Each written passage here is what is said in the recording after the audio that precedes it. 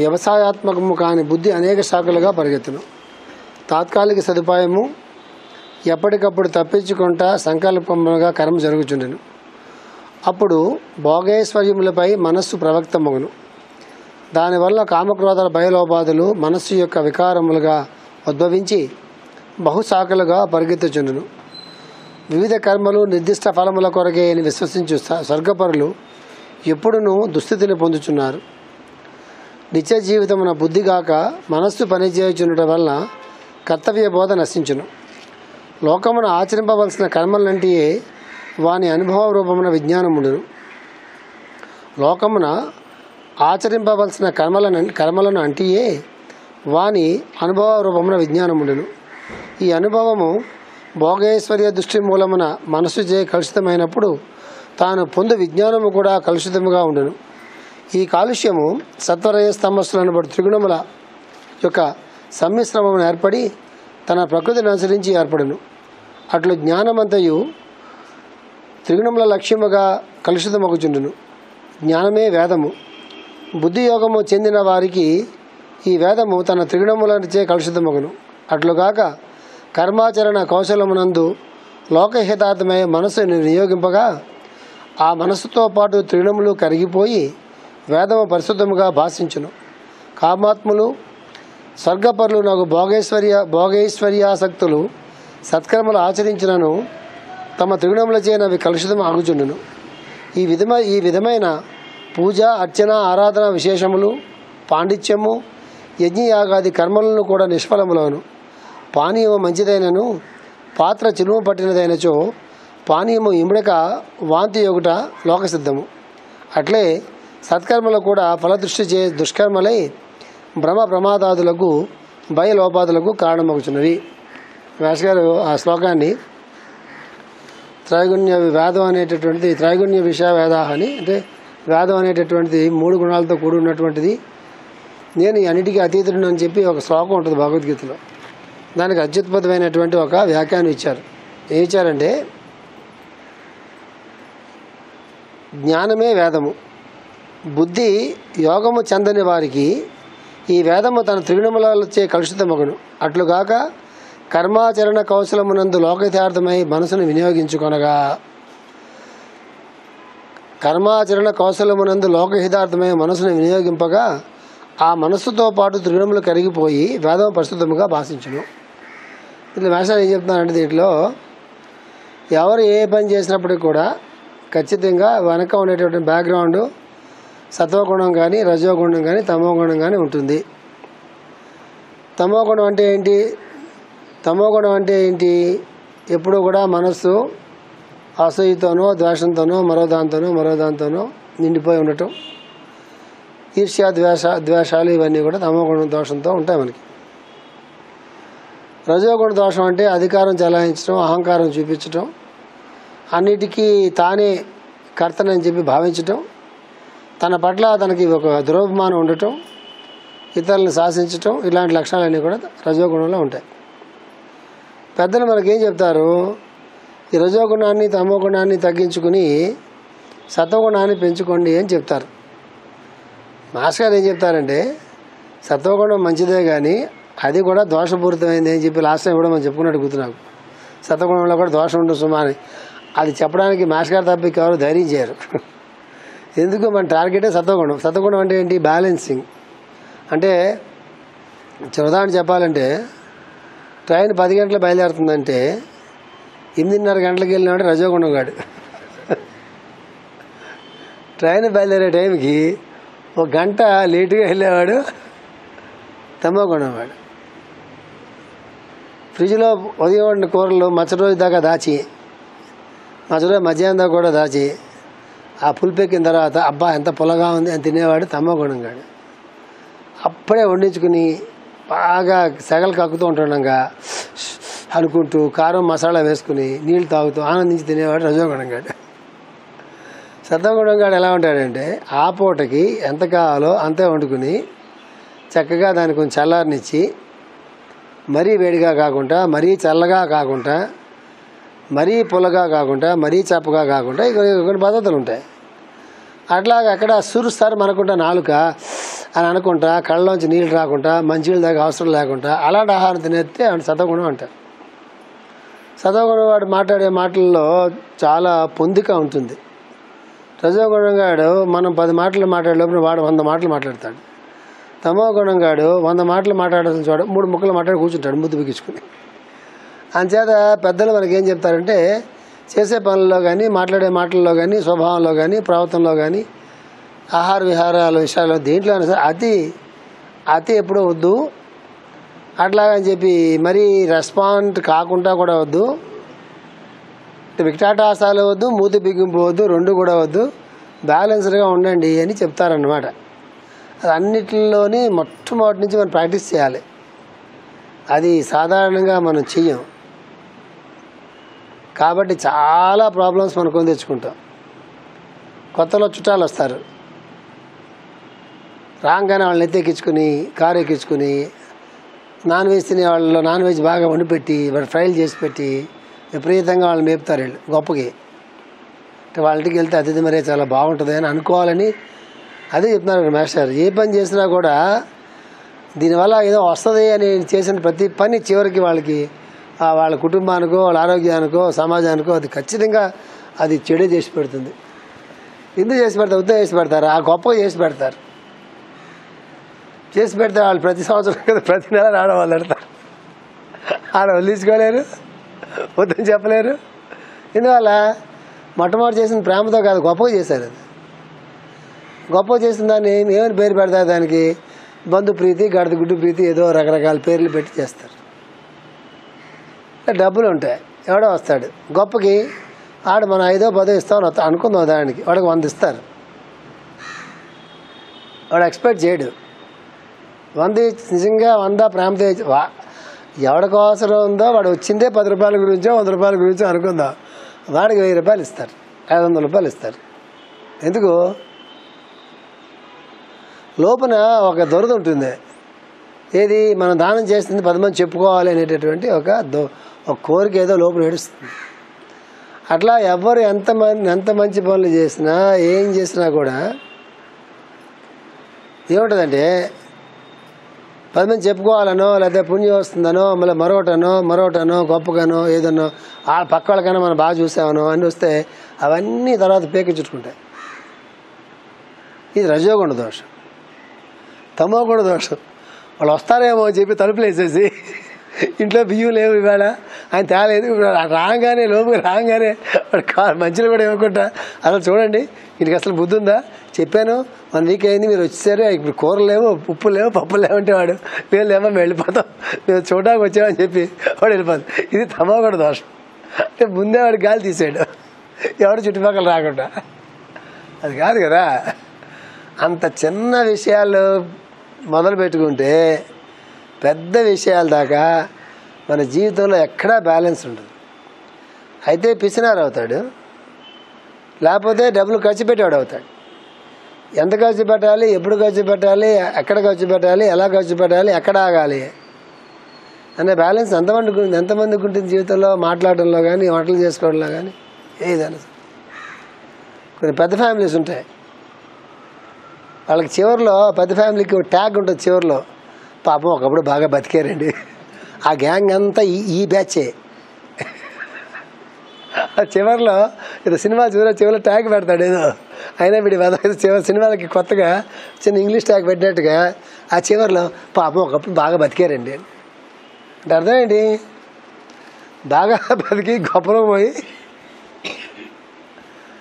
కొంతమంది ఇళ్ళలో చూడండి ఇప్పుడు అన్నం మిగిలిపోయి ఉంటుంది. పల్లెటూరులో ఎవడో పుట్టుంటారు, ఆ రోజుల్లో పొలాలు ఉంటాయి, వాళ్ళకి 100 ఎకరాలు 50 ఎకరాలు 200 ఎకరాలు పొలాలు ఉంటాయి. 50 మందో 40 మందో 60 మందో పాలకాపులు ఉంటారు, చుట్టాలు ఉంటారు. ఎవరైనా ఆ ఊరి నుంచి ఎవరైనా ఇంటి నుంచి వెళ్తుంటారు. 2 భోంచేసాలంటే వాళ్ళకి ఇంత అన్నీ పాలు ఉంటాయి, నీళ్ళు ఉంటాయి, అన్నీ ఉంటాయి, బియ్యం ఉంటాయి, ఏది కొనుక్కోకర్లేదు. మా ఇంట్లో మేము ఉప్పు ఒకటే కొనుక్కోవడానికి ఏది మేము కొనుక్కోకర్లేదు.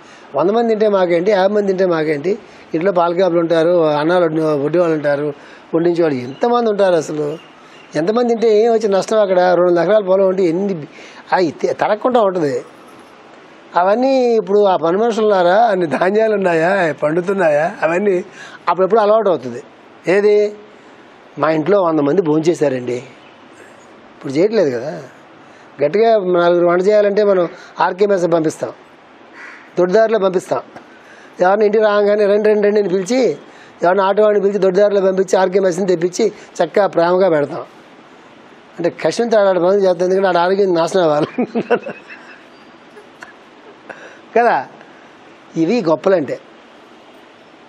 నిజంగా సాత్వికమైన బుద్ధినవాడు ఏం చేస్తాడు, 3 పిల్లలు 2 పిల్లలు అనుకోండి, ఆ నలుగురికి ఆ పూటకి సరిపడ్డా వండుకుని చక్కగా ఏం మిగలకుండా అప్పుడే యూరోప్లో లాగా అమెరికా అప్పుడే పాత్రలు కడిగేసుకుంటే ఉదయం 12 నిమిషాల కోసం వెయిట్ చేస్తాం, అవసరం రాదు.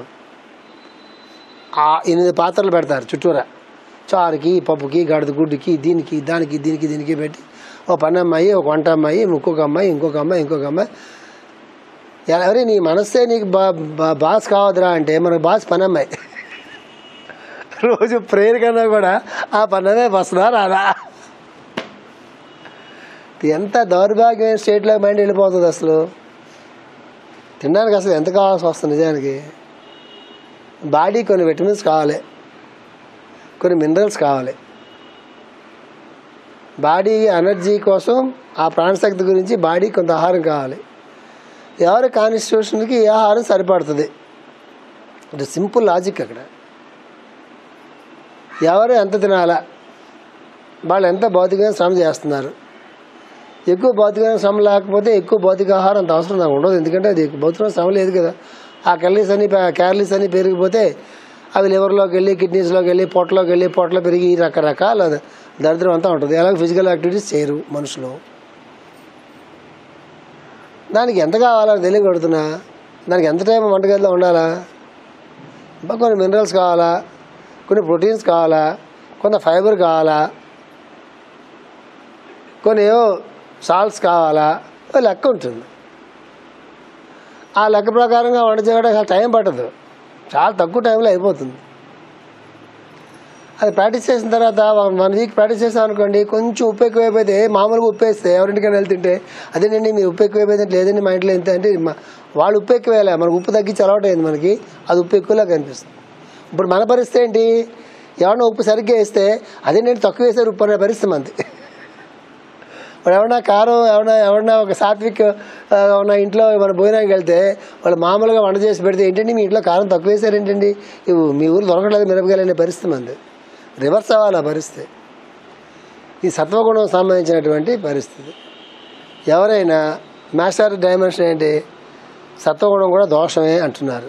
ఎందువల్ల ఇట్లా తింటున్నారనుకోండి, ఇలా తింటున్నారనుకోండి, రోజు ఎంత నేను చెప్పిన కాల్కులేషన్ ప్రకారంగా తింటున్నారనుకోండి, ఏదో ఊరు వెళ్ళాలనుకోండి, ఆ ఊరిలో చర్చి చేయడం ఏదైనా హోటల్లో తినాలనుకోండి, తిన్న అరగంటకే బాత్రూమ్ ఎక్కడండి. ఎందువల్ల మైండ్ అంతా ఏ ఫుడ్ తినాలా అది పోయి ఇదే ఫుడ్ అంటే నేను ఇంతే అని సినిమా చూసారా రవితేజ గారిది, నేను ఇంతే. వాళ్ళు దేనికి బ్యాంక్ రారు, వాళ్ళ శరీరం బ్యాంక్ రాదు, వాళ్ళ రొటీన్ బ్యాంక్ రాదు, వాళ్ళు దేనికి బ్యాంక్ రాదు ప్రపంచం. అలా గాజు బొమ్మలాగా బతకాల్సి వస్తుంది. అది దోషమే. అందువల్ల ఎప్పుడు కూడా అందుకే అవేర్నెస్ అంటారు దాన్ని, ఎప్పుడు కూడా చాలా అవేర్నెస్తో ఉండాలి. మనం ఏదైనా పని చేస్తున్నప్పుడు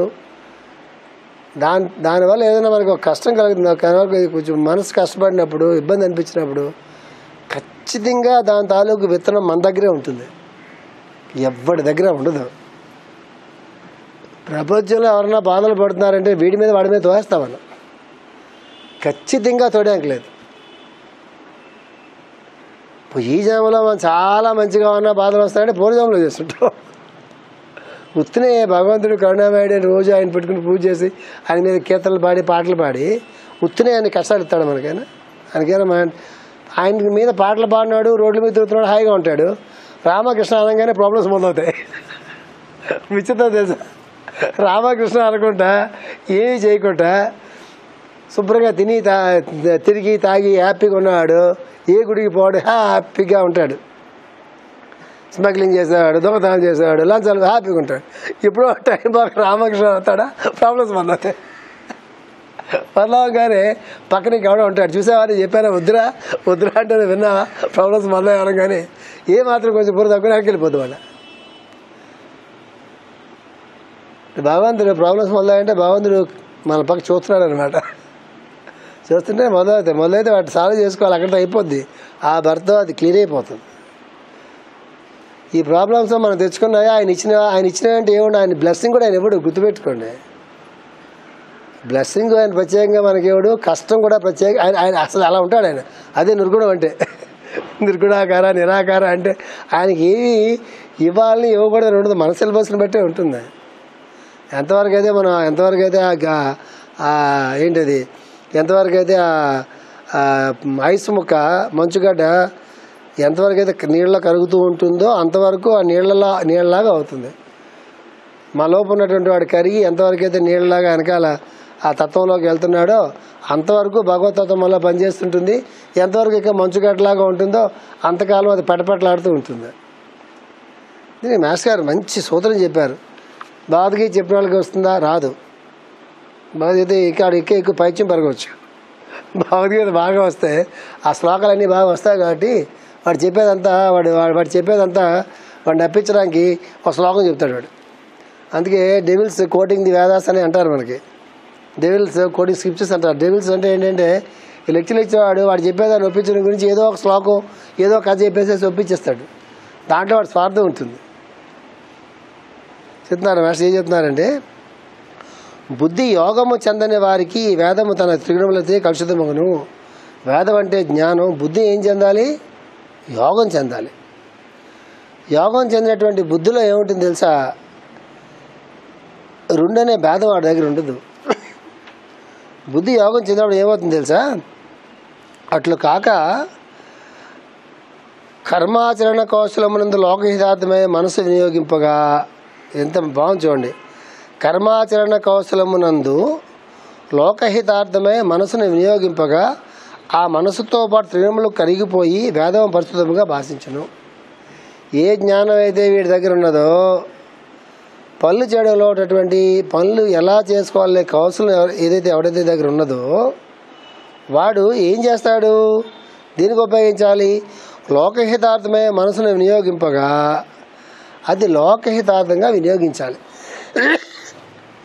అంటే వాడుకున్న జ్ఞానం కానీ వాడుకున్న యోగం కానీ, అందుకే మాస్టర్ గారు నేను చాలా మాటలు చెప్తుంటుంది, నేను చాలా మాటలు రిపీట్ చేస్తుంటాను. అది ఎలాగది అదే వేదం మన ఈ మాస్టర్ గారి గ్రూప్లో వాళ్ళకి ఏంటి, దేని నుంచి అయితే మనకి ఏది ఆర్థికంగా కానీ మరో రకంగా కానీ కలిసి రాదో, దేని నుంచి అయితే ఏది మన మనస్సు ఆశించదో, దీనివల్ల అయితే 10 మందికి మంచి జరుగుతుందో అట్లాంటి ఒక పనిని ఖచ్చితంగా రోజుల్లో మన సదుపాయాన్ని బట్టి మన వీలుని బట్టి 10 నిమిషాల, పావు గంట, అరగంట, గంట అనేటటువంటిది ఖచ్చితంగా ప్రతిరోజు చేయడం అనేటటువంటి దాన్ని ఒక అభ్యాసంగా పెట్టుకోవాలి.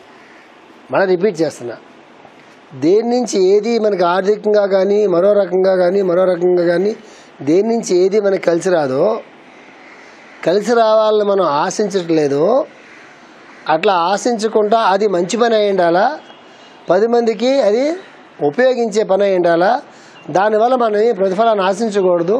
అలాంటి పని ఖచ్చితంగా ప్రతిరోజు మన వీలుని బట్టి 10 నిమిషాల, అరగంట, పావు గంట, గంట, 2 గంటల, 3 గంటల మనకి ఎంత వీలవుతుందో మన తాలూకు వృత్తి వ్యవహారాలు కానీ ఉద్యోగాలు కానీ కుటుంబంలో ఉండేటటువంటి బాధ్యతలు కానీ అవన్నీ పోగా ఉన్న టైంలో కొంత టైం పెట్టుకుంటే వాడిలో యోగం దిగుతుంది. ఎందుకు?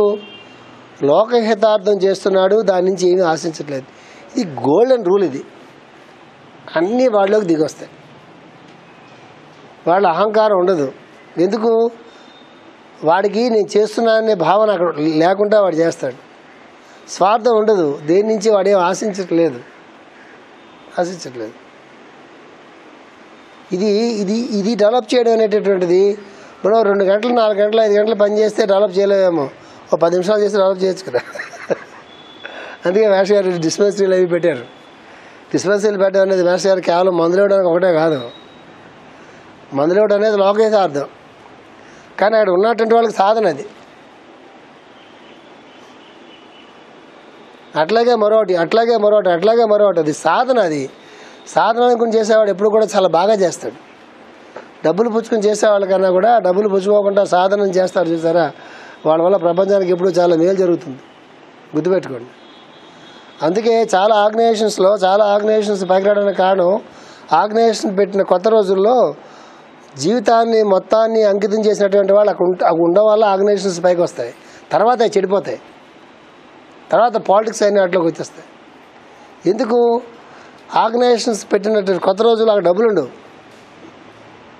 అక్కడ కేవలం బాధ్యతలు మాత్రమే ఉంటాయి. ఆర్గనైజేషన్ పెట్టిన కొత్త రోజుల్లో అప్పుడు వచ్చిన వాళ్ళు ఉంటారు చూసారా, వాళ్ళు కేవలం బాధ్యతలు నిర్వర్తించడానికి ఆ గురువు తాలూకు ఆ సంకల్పానికి అనుగుణంగా బాధ్యతలన్నీ కూడా నెత్తి మీద పెట్టుకుని ఏమీ ఆశించుకుంటా ఎట్లాగైనా 10 మందికి మంచి జరగాలని సంకల్పంతో పనిచేస్తారు. కాబట్టి ఆ టైంలో ఆర్గనైజేషన్స్ ఈ బయలాజికల్ ఎరువులు వేసి మొక్కలు పెంచితే ఎంతకాలం, చాలా కాలం ఉంటాయి చూసారా, అంతకాలం ఉంటాయి. ఇప్పుడు మామూలుగా న్యాచురల్గా పళ్ళు పండాయి అనుకోండి, పళ్ళు పడితే అవి మీరు ఫ్రిడ్జ్లో పెట్టబోయినా చాలా ఉంటాయి. ముగ్గిన పళ్ళు కూడా పాడవు. చూసి ఇప్పుడు ట్రై చేయండి కావలిస్తే. మనం ఎప్పుడో గుర్తులేదు, ఎప్పుడో నాకు విజయమ్మ కడప నుంచి నిమ్మకాయలు ఇంత అమ్మాయికి 150-200 చెట్లు నిమ్మకాయల చెట్లు ఉన్నాయి విజయమ్మకి. వాళ్ళ పెద్ద పొలం ఉంటుంది వాళ్ళకి. అందులో ఇంత నిమ్మకాయలు ఉంటాయి. అవి మా ఇంట్లో తెచ్చి పెట్టారు. ఎవరు పెట్టారో మాకు తెలియదు. ఆ జూన్ వచ్చుంటారు ఆవిడ ఎప్పుడో మేకాళ్ళకి వచ్చాడు, ఎప్పుడో తెలియదు, ఎప్పుడు వచ్చుంటారు వాళ్ళు. మార్చి 21 వచ్చినాడు అనుకుంటాను. ఇదైంది మొత్తం మీద. ఎవరు పెట్టి తెలియదు. అలా అయిపోయింది. మేము వాటిని ఫ్రిడ్జ్లో పెట్టాం, ఊరు వెళ్ళిపోయాం. దాదాపు 10 రోజులు పైకి అప్పుడు చాలా కాలం పోయి తిరిగి వచ్చాం. ఇప్పుడు పాడైపోయి ఉంటాయి అనుకున్నాం. వచ్చిన తర్వాత చూసిన తర్వాత ఏం పాడాలా, దాదాపు 10 రోజులు పైన దాటిపోయింది. ఆ తర్వాత నిమ్మకాయ పచ్చడి పెడితే అద్భుతంగా ఉంది అసలు టేస్ట్. రాత్రి ఫోన్ చేసి ఎక్కడే నిమ్మకాయలంటే మా తోటలోనే చెప్పింది. మీ ఊర్లో కొన్ని సరదాగా ఎక్స్పెరిమెంట్ చేయండి మీరు, 2 డేస్ చాలు. ఎప్పుడు కూడా నిస్వార్థంగా ఎప్పుడైతే ఆర్గనైజేషన్స్ సంస్థలు ప్రారంభించినటువంటి రోజుల్లో అప్పుడున్న బ్యాచ్ అంతా నిస్వార్థంగా వాళ్ళు వచ్చినప్పుడు అది లోకహితార్థంగా వాళ్ళ సంకల్పంలో లోకహితం ఉంటుంది. వాళ్ళు ఉండరు అక్కడ. వాళ్ళ మనసులన్నీ కూడా కరిగిపోయి ఉంటాయి. ఎక్కడ కరిగిపోయి ఉంటాయి? అంతా కలిసి కామన్ ఇంట్రెస్ట్ ఉంటుంది అక్కడ. కాబట్టి ఆర్గనైజేషన్లు పెరుగుతాయి. చెట్లన్నీ పళ్ళు కాస్తాయి కదా, అప్పుడు వస్తారు కదా, అప్పుడు పళ్ళ కోసం కొట్లాడుకుంటారు. అప్పుడు వాడికి లోకహితం ఏమి ఉండదు. ఈ పళ్ళు ఎలా కోసుకెళ్ళిపోవాలి, వెనకాల చెట్టు పళ్ళు ప్రస్తుతం ఎత్తుకుపోతుంటారు. వెనకాల చెట్టు పళ్ళు ఎవరు ఎత్తుకుపోతారో తెలియదు. సరిగ్గా ఆదివారం పూట మాకు లెక్క ఉంటుంది. 3 సంవత్సరాల నుంచి కరెక్ట్గా ఆదివారం పూట, శనివారం రాత్రికి ఉంటాయి. ఆదివారం నాడు మళ్ళీ సోమవారం పొద్దుట మేము స్కూల్కి వచ్చినప్పటికి వెనకాల చెట్టుకున్న పళ్ళు ఖచ్చితంగా 15 ఎన్నో కోసుకెళ్ళిపోతుంది. 2 years నుంచి జరుగుతుంది ఆ స్టోరీ. అదే ఎగ్జాంపుల్.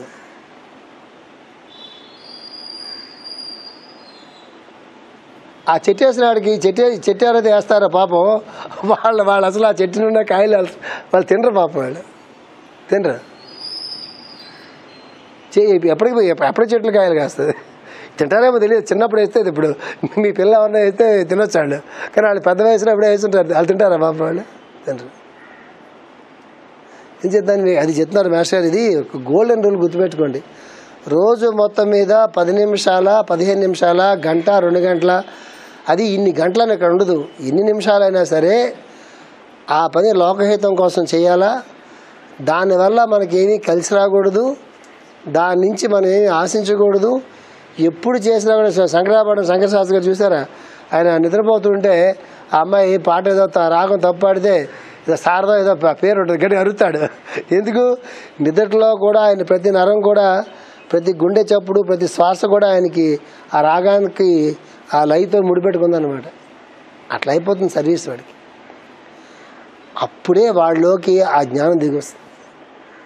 మనకు ఉన్నదంతా విజ్ఞానమే. ఇప్పుడు నేను చెప్తుంది అంతా మీకు విజ్ఞానమే, జ్ఞానం కాదు అది. ఆ జ్ఞానం అది వికసించాలి లోపల. జ్ఞానం వికసిస్తే ఎలా ఉంటుంది తెలుసా? ఇప్పుడు ఒక ఫ్లవర్ ఉందండి, ఒక రోజు ఫ్లవర్ ఉంది. మీకు మంచి ఎగ్జాంపుల్ ఇస్తాను. ఆ రోజు ఫ్లవరు అది ఇలా మొగ్గగా ఉండి అలాగా ఇచ్చుకుని పైకి రాగానే వెంటనే ఏమొస్తుంది దాంట్లోంచి మనకి? అంటే ఏమొస్తుంది? సువాసన వస్తుంది. It is natural. మనలో ఒకవేళ జ్ఞానం పుట్టినా కూడా సువాసన రావాలని రూల్ లేదు. అది కేవలం పక్షులకి జంతువులకి వాటికే మాత్రమే ఆ సహజ గుణం ఉంటుంది. ఎందుకంటే వాడికి మనస్సు ఉండదు. అవి ప్రకృతిలోంచి పెరుగుతాయి. అవి ప్రకృతిలోంచి పెరుగుతాయి. ప్రకృతిలోంచి పెరిగినవి వేరు, మనం పెంచినవి వేరు. మనిషి ప్రకృతికి దూరంగా ఎప్పుడో చాలా కాలం కింద వచ్చిస్తుంటాడు. ఒకవేళ మనలోంచి విజ్ఞానం పెరిగినా జ్ఞానం పెరిగినా కూడా వెనకాల ఈ మెసేజ్ ఏం చెప్తున్నారు, విజ్ఞానం జ్ఞానం పెరిగినా కూడా వెనక ఏముంటుంది, సత్వగుణం ఉంటుంది, రజోగుణం ఉంటుంది, తమోగుణం ఉంటుంది. ఒకవేళ లోపున పద్మం విచ్చుకున్నా కూడా ఆ వెనక ఉండే బ్యాక్గ్రౌండ్ ఉంది కదా, వాడి స్వభావం ఆ రజోగుణమో తమోగుణమో సత్వగుణం ఉంటుంది చూసారా, దాని ప్రకారంగానే అది బయటకు వస్తుంది తప్ప అది సహజంగా బయటకు రాదు. అదే ప్రకృతిలో ఉన్నటువంటి ఒక పువ్వుని చూడండి, అది ఇలా విచ్చుకోగానే ఖచ్చితంగా దాని సువాసనలు, మల్లె పువ్వు అయితే మల్లె వాసన వస్తుంది, సంపెంగ అయితే సంపెంగ వాసన వస్తుంది, మనిషి అయితే చెమటకొంపు కొడుతుంది, సువాసనలు రావు. ఎందుకు? లోపల ఉండేటువంటి త్రిగుణాలు. ఆ క్లూ ఇక్కడ ఇస్తున్నారు. ఆ త్రిగుణాలు ఎట్లా పోతాయా అంటే, అట్లు కాక కర్మాచరణ కౌశలమునందు లోకహితార్థమే మనస్సు వినియోగింపగా ఆ మనస్సుతో పాటు త్రిగుణములు కరిగిపోయి, లోకహితార్థమై పనిచేస్తున్నప్పుడు మాత్రమే మనస్సు కరిగిపోతుంది, త్రిగుణాలు కూడా కరిగిపోయి వేదము పరిశుద్ధముగా భాషించును. వాడిలో మాత్రమే వేదం పరిశుద్ధంగా భాషిస్తుంది.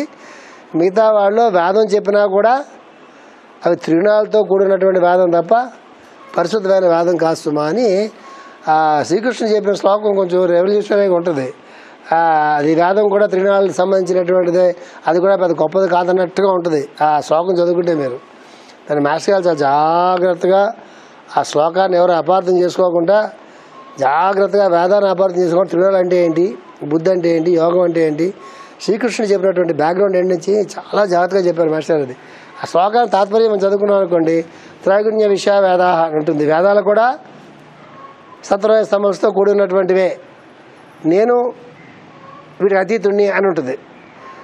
ఎవరికైనా వాడు సరైన వ్యాఖ్యానం రాకపోతే వేదాలు కూడా గొప్ప ఏంటండి, శ్రీకృష్ణుడు చెప్పాడుగా అన్నట్టుగా వ్యాఖ్యానం ఉంటుంది. దాన్ని మాస్టర్ గారు చాలా జాగ్రత్తగా పకడ్బందీగా ఎక్కడ అపార్థం చేసుకోకుండా అంత బాగా రాశారు మాస్టర్ గారు. కామాత్ములు స్వర్గపరులకు భోగైశ్వర్యాసక్తులు సత్కర్మలు ఆచరించినను తమ త్రిగుణములచే అవి కలుషితములు అవుచుండును. కామాత్ములు అంటే కామం అని కాదు, కామాత్మ అంటే కోరికలు అటువంటి అర్థం ఇక్కడ. స్వర్గపరులకు భోగైశ్వర్యాసక్తులు, భోగము ఐశ్వర్యము రెండింటి మీద ఎవరికైతే ఇష్టం ఉంటుంది, ఆసక్తి ఉంటుందో వాడు సత్కర్మలు ఆచరించినను తన త్రిగుణములు వచ్చి అవి కలుషితములు అవుచుండును. ఆసక్తి ఎవరికైతే భోగం మీద ఐశ్వర్యం మీద ఆసక్తి ఉంది, వాడు నిజంగా మంచి పనులు చేస్తున్నప్పుడు కూడా అవి కూడా ఏమవుతాయి, కలుషితం అయిపోతూ ఉంటాయి. కానీ మాస్టర్ గారు ఏమంటారు, అయితే అది లేరా 10 మంది మంచి అవుతుంది కదా అని చెడగొట్ట పోకండి అంటారు. ఆడేదో ఆ ఫోటో తీసుకోవడం కోసం ఏదో మంచి పని చేస్తున్నాడు. అందరూ నిష్కామ యోగంగా పనులు చేస్తారా? ఒక్కడికి ఒక ఇంట్రెస్ట్ ఉంటుంది. ఒక 100 మంది పనులు చేస్తూ ఉంటే 95 మందికి నిష్కామ కర్మయోగం ఉండదు. ఇద్దరికో ఒకడికో ఉంటుంది నిష్కామ కర్మయోగం అన్నట్టు. మిగతా అందరికీ వాడి ఎజెండా ఒకటి ఉంటుంది, వాడికి ప్లాన్ ఉంటుంది ఆ బ్యాక్గ్రౌండ్లో. మాస్టర్ గారు వాళ్ళు డిస్టర్బ్ చేయరు. ఎందుకు డిస్టర్బ్ చేయరు తెలుసా? పోతే వాడే పోతాడు, కానీ వాడి వల్ల 10 మంది మంచి జరుగుతుంది కదా. 10 మందికి వాడి వెనకాల ద్వేషం ఉంటే ఏంటి, ఈర్ష్య ఉంటే ఏంటి, మరొకటి ఉంటే ఏంటి, ఏడుపు కొడతారు ఉంటే ఏముంటాయేంటి, 10 మందికి వాడు ఏదో 10 మందికి వాడాలి మంచి జరుగుతుంది, కానీ బాగుపడలేదో వాడు ఆలోచించుకుంటాడు. అది మాస్టర్ గారిది. సో అక్కడ మనం కల చేసుకోకూడదు. వాడి వల్ల 10 మంది నిజంగా మంచి అవుతున్నప్పుడు హాని అవుతుంది అనుకోండి, శ్రీకృష్ణుని బ్యాగ్రౌండ్ నరికేయడమే. ఇప్పుడు అడిగితే జైల్లో పెడతారు, అప్పుడు అడిగితే ఊరుకునే వాళ్ళు. ఏం చేయాలో చేయాలి. నిజంగా చాలా అది క్యాన్సర్ అయిపోయి చాలా ముదిరిపోతే ఏం చేయాలో చేయాలి. అంతవరకు ఎలా ఊరుకోడే చెప్తున్నారు మాస్టర్ గారు. పాండిత్యము లిస్ట్ ఇచ్చారు చూడండి, ఏదైతే మనం గొప్పగా అనుకుంటామో పాండిత్యము యజ్ఞయాగాది కర్మలను కూడా నిష్ఫలములవును. పాండిత్యం అనేది మనకి లెక్చర్లు, ఇది పాండిత్యం మనం చేసే పనే లెక్చర్లు ఇవ్వటం. పద్యాలు చదవటం, టీవీలో మాట్లాడాలు, ఇక నాకలా లెక్చర్లు, ఎంత పాండిత్యం ఎంత కింద వస్తుంది. యజ్ఞయాగాది కర్మలు మనం చేస్తున్నామే కదా, యజ్ఞయాగాది కర్మలు ఇవన్నీ కూడా నిష్ఫలములగును. మనస్సు కరక్కుంటా, త్రిగుణాలు కరక్కుంటా, పాండిత్యం అయినా, యజ్ఞయాగాది కర్మలైనా, పూజలైనా, మరొకటైనా ఇవన్నీ ఏమవుతాయి? నిష్ఫలం అయిపోతాయి. మళ్ళీ మాస్టర్ గారు తెలియే నిష్ఫలం ఎవరికి అవుతాయి? ప్రపంచానికా మనకా? మనకు నిష్ఫలం అవుతుంది. వచ్చిన పంతులు గారు సంభావం దొరుకుతుంది, వాళ్ళు అవి బగుతారు. చక్కగా నెయ్యి అది తీసుకెళ్ళి బొచ్చలు పెంచుకుని వాళ్ళేదో వాళ్ళ అనుభవం, వాళ్ళ భోగం ఏదో వాళ్ళు అనిపిస్తుంటారు. వాడికేం వేదం అంటదు. ఇవి తీసుకెళ్ళి తిని అందరి పంతులు చూడండి బొచ్చలు పెరుగుంటాయి చూడగలితే. ఎందువల్ల యజ్ఞాలు చేస్తారు, యజ్ఞశేషాలు కూడా పట్టుకెళ్ళి శుభ్రంగా ఎక్సర్సైజ్లు ఏవి లేకుండా, సాధన లేకుండా, ఏం లేకుండా శుభ్రంగా తినేసేసి హ్యాపీగా అంటే పొట్టలు బాగా పెరిగిపోతూ ఉంటాయి. వాళ్ళకి డబ్బులు వస్తాయి, యజ్ఞం చేసిన ఫలమే రాదు. నిష్కామంగా వాళ్ళు ఏం చేయట్లేదు కదా, అది చెప్తున్నారు ఇక్కడ మాస్టర్ గారు. పానీయము మంచిదైనను పాత్ర చిలుము పట్టినదైనచో పానీయము ఇముడక బాంతిగాడు లాగుతుందాము. పానీయం చాలా మంచిదే, విషయం చాలా మంచిదే. పాత్ర అంటే మనం, ఈ పాత్ర రాగి పాత్ర చిలుము పట్టింది అంటారు కదా, చిలుము పడితే డాములు వాంతి వస్తుంది. పాలు మంచివేనండి, అయ్యో అంటే పాలు మంచివేనమ్మా, పాత్ర బాగా.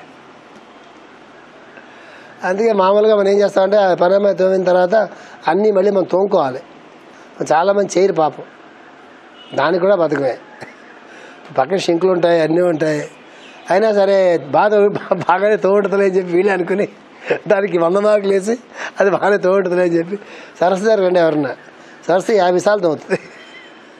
50 సార్లు కాదు, మీరు 5 సార్లు 3 సార్లు తోమండి, ఆరోగ్యం బాగుంటుంది.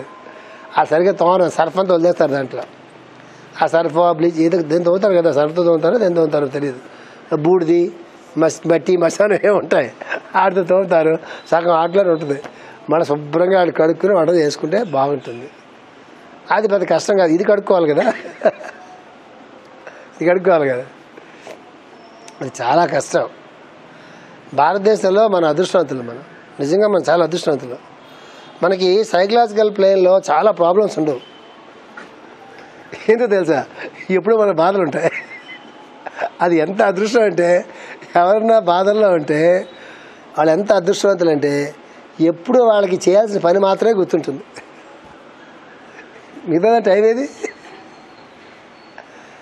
డబ్బులు ఎక్కువైపోయి బాధలు లేవనుకోండి, పిచ్చి ఆలోచనలన్నీ వస్తుంటాయి.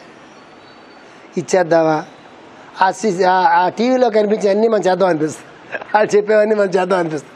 బాధలు లేవు, డబ్బులు ఉన్నాయి, బాధ్యతలు లేవు. ఆయన పిచ్చి వాటి మీద అంత మనసు అంతా మళ్ళీ భగవంతుడు సంతోషిస్తుంటాడు. ఈ వద తెగులు తీరింది, ఇప్పుడు తెగులు తీరిందని.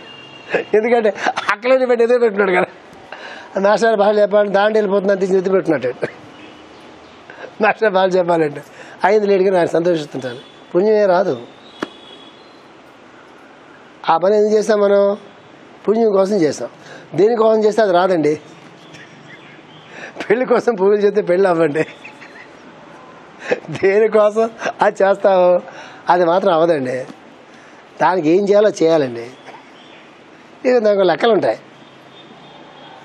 అందువల్ల పూజలు చేయడం మానపోకండి, ఏదో చేయాలి కదా. ఇదేదో బాగానే ఉందో తీరి రేపు నుంచి హోంవర్క్ ఎవరు రాకుండా ఏంటి, ఎవరు రాలేదు లేదండి మీరు చెప్పారు కాస్తారంట. నేను చెప్పేది కొంచెం చెయ్యండి, మరి చేసి మర్చిపోవడం చెప్తున్నా. అది చేసేది బాగా చేయడం చెప్తున్నారు. చెప్పి అట్లే సత్కర్మలు కూడా ఫలదృష్టి చే దుష్కర్మలే భ్రమ ప్రమాదాదులకు భయలోపాదులకు కారణమవుతున్నవి. దీంట్లో చాలా చాలా చాలా మీనింగ్ ఉంది. సత్కర్మలు కూడా ఫలదృష్టిచే, మంచి పనులు కూడా ఏదో వస్తుందని చేస్తే దుష్కర్మగా కూర్చుని భ్రమ ప్రమాదాదులకు, కొత్తగా భ్రమలు పుడతాయట, ప్రమాదాలు వస్తాయట, భయలోపాదులకు కారణమవుతున్నవి. అంతకన్నా ఏం కావాలండి, పెద్ద సిలబస్. భయం ఉంటుందట, లోపం ఉంటుందట, భ్రమలు పుడతాయట, ప్రమాదాలు పుడతాయట. ఏది సత్కర్మలు చేస్తూ కూడా ఫలితం కోరితే అవన్నీ మనకు కావాలా? ఎంత డేంజర్ తెలుసా? డిప్రెషన్స్ వస్తాయి, పిచ్చెక్కిపోతారు, నిద్రట్లు ఉండవు, ఏ చేయాలన్నా భయం, చేయకూడదంటే భయం, పూజ చేయాలంటే భయం, మానేస్తే భయం. పూజ చేస్తే అమ్మమ్మ ఆయన మర్చిపోయేవేం, ఆయన ఒకవేళ పూజ చేయకపోతే ఆయన ఏమంటాడో అని భయం, పూజ మానేస్తే అమ్మమ్మ అందరూ కలిసి నెత్తి మీద తొక్కుతారేమో అని భయం. అక్కడి నుంచి మొదలవుతుంది జీవితం. అన్నిటికీ భయం. అమ్మ ఎక్కడ దాకా వచ్చాం, గుడిలో దండం పెట్టకపోతే ఎలా అని భయం. అమ్మమ్మ ఆ పక్క గుడి ఆయన కోపాడతాడేమో, మొట్టమొదటిగా గుడిలో సేవ చేశాను, ఈ గుడికి వస్తే ఆయన కోపాడతాడేమో అని భయం. ఇలా తప్పు చేశానేమో ఎక్కడన్నా అని భయం. అక్కడి నుంచి ఇక ఒక్కటేంటి, ఏదో ఇంట్లో జరిగింది అనుకోండి, చెప్పానా ఎవడో ఇంట్లో ఒక ఒక ఒక సైకిక్కిదో పిచ్చిది ఉంటుంది, ప్రతి ఇంట్లో పిచ్చిది ఉంటుంది. చెప్పానా చేసావా అంత వెంటనే బుర్రలో వేదం భగవద్గీత అవి బాగా ఎక్కుతాయి. ఆ పూజనాడు చెప్పానా, నేను ఇలా ఇలా చేయమని చెప్పానా, నువ్వు చేసావా, అడ్వాంటేజ్ తీసుకుంటుంది పిచ్చిది. ఏంటి ఏంటది ఏముంది పిచ్చోడా అంటే ఎక్కువ పిచ్చోడు, ఆడవాళ్ళకి ఎక్కువ పిచ్చి ఉంటుందండి. పోనీ పిచ్చోడు పోని అనుకోండి, పోనీ ఏదో పిచ్చోడో మార్చుకోండి. ప్రతి ఇంట్లో, ప్రతి ఊర్లో, ప్రతి ఆర్గనైజేషన్లో ఉంటారు వీళ్ళు. కానివాడు తెలుసా, ఖచ్చితంగా ఆశించడమే. రెండో పాయింటే లేదు. అది ఆధ్యాత్మికమా, ఆర్థికమా, రాజకీయమా, పేరు ప్రఖ్యాతుల, గడద గుడ్డ నాకు తెలియదు, కానీ ఏదైనా ఆశించడం. ఇది ఏదైనా పెట్టండి పేరు అనవసరం. ఆశించినటువంటి వాడు చేసి వెళ్ళిపోతాడు, మర్చిపోతాడు అసలు. ఎప్పుడో వచ్చి సార్ మీరు ఇట్లా చేశారు కదా అంటే బుర్రగొక్కుని ఎప్పుడు రాని అడగాల్సి వస్తుంది. చేశారు సార్ మీరు గుర్తులేదంటే, వదిలేరా బాబు నా ఉన్నవే నేను మర్చిపోతుంటే ఇదొకటే కొత్తది, పోరా బాబు కాఫీ తాగేసి పోని చెప్పాలి. వాడికి కాఫీ ఇచ్చి మరి మర్చిపోని చెప్పాలి. అట్లా ఉన్నవాడు ప్రపంచం గుర్తిస్తుందా? ఇట్లా ఇస్తూ మినిస్టర్ని పిలిచి వాడితో ఫోటో తీసుకుని టీవీలో చూపించి అందరికీ చెప్పి ప్రతి వాడికి చెప్పించి ఎప్పుడైనా వీడిని లెక్చర్కి పిలిస్తే అక్కడ వాడికి గుర్తు చేసి వీడి గురించి అందరికి చెప్పించి ఎంత పెద్ద ప్రోగ్రాం ఉంటుంది, చాలా పెద్ద ప్రోగ్రాం. లేకపోతే కలియుగంలో మనుషులు గుర్తించరు. వెంటనే వీడేం డిసైడ్ చేసుకోవాలా, నువ్వు గుర్తింపు కోరుతావా అక్కర్లేదా? నేను కోరట్లేదు కదండి, వాడు గుర్తించాలి కదండి వీడు. ఎంత ఎంత మాధవ చదువుండి తెలుసా దీంట్లో, నేనైతే కోరట్లేదండి కానీ వాడు గుర్తించాలి కదా అంటాడు. వాడు గుర్తించాలి, నువ్వేటి చెప్తావరా? నీ గుర్తింపు కావాలంటే అడుక్కో, నన్ను గుర్తించండి, గుర్తించి అడుక్కోరు. అలా కాదండి, నా వరకైతే నేను గుర్తింపు అక్కర్లేదండి, వాడు గుర్తించాలి కదా అంటాడు. అది నీకెంత, వాడి గురించి నీకెంతరా, నీ గురించి చెప్పరా అంటే చచ్చినా చెప్పడు. మరీ పనికి మానదు. అదే భగవద్గీత మార్గంలో రూల్ ఒకటేనండి, ఏదైనా మంచి పని చేద్దాం అనుకున్నప్పుడు నిష్కల్మషంగా, నిష్కామంగా ఎక్కువ చేయమని ఎవడు అడగడం. ఇంతైనా సరే ఇంతతో మొదలెట్టి నిష్కామంగా చేస్తావా చేయవా? కోళ్ళకి మేత వేస్తావు, ఎందుకు వేస్తావు? గుడ్లు పెడతాయని వేస్తావు. అన్ని కోళ్ళు ఊళ్ళో ఉన్న కోళ్ళని తెచ్చి పెంచుకో, గుడ్లు పెట్టిన కోళ్ళు తెచ్చి ఇంట్లో పెంచుకుంటాం మనం. ఏ ఆవు గడ్డేసిన దగ్గర నుంచి, కోళ్ళకి పుంజులకి ఆడికి మేత వేసిన దగ్గర నుంచి, ఎవడికో ఏదో అమ్మ అంటే అన్నం పెట్టిన దగ్గర నుంచి ఏదో ఒకటి దరిద్రం ఉంటుంది. పాసిపోయిన అన్నం వేస్తామని అప్పుడు అన్నం పెడతామండి. ఎవరు వచ్చారు, అయ్యో పాపం ముసలిదండి అంటారు. అప్పుడే వండుకున్నాక అన్నం పెట్టచ్చుగా, మిగిలిపోయిందే పెడతాం, అప్పుడే వేసి పెడతాం. పని అమ్మాయి కాఫీ ఇచ్చామనుకోండి, ఆ కాఫీ గిన్నెలో కాఫీ ఉంటుంది, ఆయన ఆవిడ తర్వాత పని అమ్మాయి వచ్చింది, పని అమ్మాయి కాఫీ ఇచ్చాం. మా ఇంట్లో పని అమ్మాయి కొడుక ఎందుకు ఇస్తున్నా, పని అమ్మాయి బాగా పనిచేస్తాను. ఏ కాఫీ ఇస్తున్నావు? ఆ చివరిలో మిగిలిపోయిన కాఫీలో కాస్త నీళ్ళు కలిపి అది మనం చూడకుండా పక్కన బారేస్తుంది. చెత్త కాఫీ ఇది అని అసలు అడుగు తిట్టి, ఇది చెత్త కాఫీ ఇది, ఒకవేళ కాఫీ ఒకటే చీర బయట బారేసేసి పక్కకు వచ్చి ఆ ఇంట్లో కాఫీ మా తాగు మొకమ్మా అని కొత్తగా వచ్చే 10 నిమిషాలు చెప్తుంది. అది కూడా వచ్చి ఎక్కడ టీ ఇస్తానని భయపడుతుంటుంది, అమ్మో టీ ఇస్తానేమని భయపడుతుంటుంది. అదే అదే అదేది లోకసేవ అంటే నా మొక్కసేవ. కరెక్ట్గా చూస్తే మనం చేసే పనుల్లో మనం బాగా చాలా గొప్పగా చేస్తున్నాం అనుకునే పనుల్లో 98%లో ఇక్కడ మ్యానిపులేషన్ ఉంటుంది. అక్కడ ఖచ్చితంగా ఉంటుంది. మానబాకండి, కనీసం వాళ్ళకి వస్తుంది. ఇప్పుడు ఆ పని తింటలే, మొహం పెడిసిపోతున్నారు. రాత్రి అన్నం పెడితే వదిలే అమ్మ మాకు ఆరోగ్యాలు పాడవుతున్నాయి, మేము వేడిగా వండుకు తింటామని చెప్పే స్టేజ్కి పని వచ్చేసారు. ఇక ముందు మొహం మీద పెట్టి కొడతారు. బుద్ధుందా లేదా ఇది పెడతానంటే రాత్రి అన్నం పెడితే తింటావు అనుకున్నావా, నువ్వు తింటావా బుద్ధి లేదా అని చెప్పి మొహం మీద పెట్టి కొట్టే రోజులు కూడా వస్తాయి పని అప్పుడు కానీ మనకు యోగం అంటదు. అందువల్ల అది గుర్తుపెట్టుకోండి. మనస్సు నుండి పనిచేయు కామాత్మనకు ద్వంద్వములు సాక్షాత్కరించును. ద్వంద్వములు అనగా సుఖదుఖములు, లాభాలాభములు, జయాపజయములు మునకు జంటలు. ఎప్పుడైతే మనస్సుతో పనిచేస్తూ, మనస్సు అంటేనే రెండుగా విడదీస్తుంటుంది. ఎప్పుడైతే మనస్సుతో పనిచేస్తే అదేం చేస్తుంది, ఈ పొడిగి ఏదో పొట్టి పొడుగు, ఇది మంచిది కాదు, వాళ్ళు గొప్పవాళ్ళు, వీళ్ళు కాదు, నేను వాళ్ళంత అయిపోవాలి, వీళ్ళు అక్కడ చిన్నవాళ్ళు, ఈ మొత్తం డివిజన్ అంతా ఏం చేస్తుంది, మనస్సు చేస్తుంది. నిద్రలో మీకు ఈ ఆలోచనలు ఉంటాయండి. నిద్రలో కూడా ఉంటే నేనేం చేయలేదు, కానీ ఎవరికి ఉండవు కదా నిద్రలో. నిద్రలో ఉండవు ఇవన్నీ. మనకి కళ్ళు వస్తే ఉంటాయి, అది వేరే విషయం. ఇప్పుడు మీ కళ్ళు వస్తే మీ ఇంట్లో వాళ్ళు, మీరు వచ్చిన వాళ్ళు కనిపిస్తారా, ఊర్లో వాళ్ళు కనిపిస్తారా, మీకు ఎవరికైనా చెప్పండి. అంతే, కళ్ళని పిచ్చి కళ్ళు అంటారు.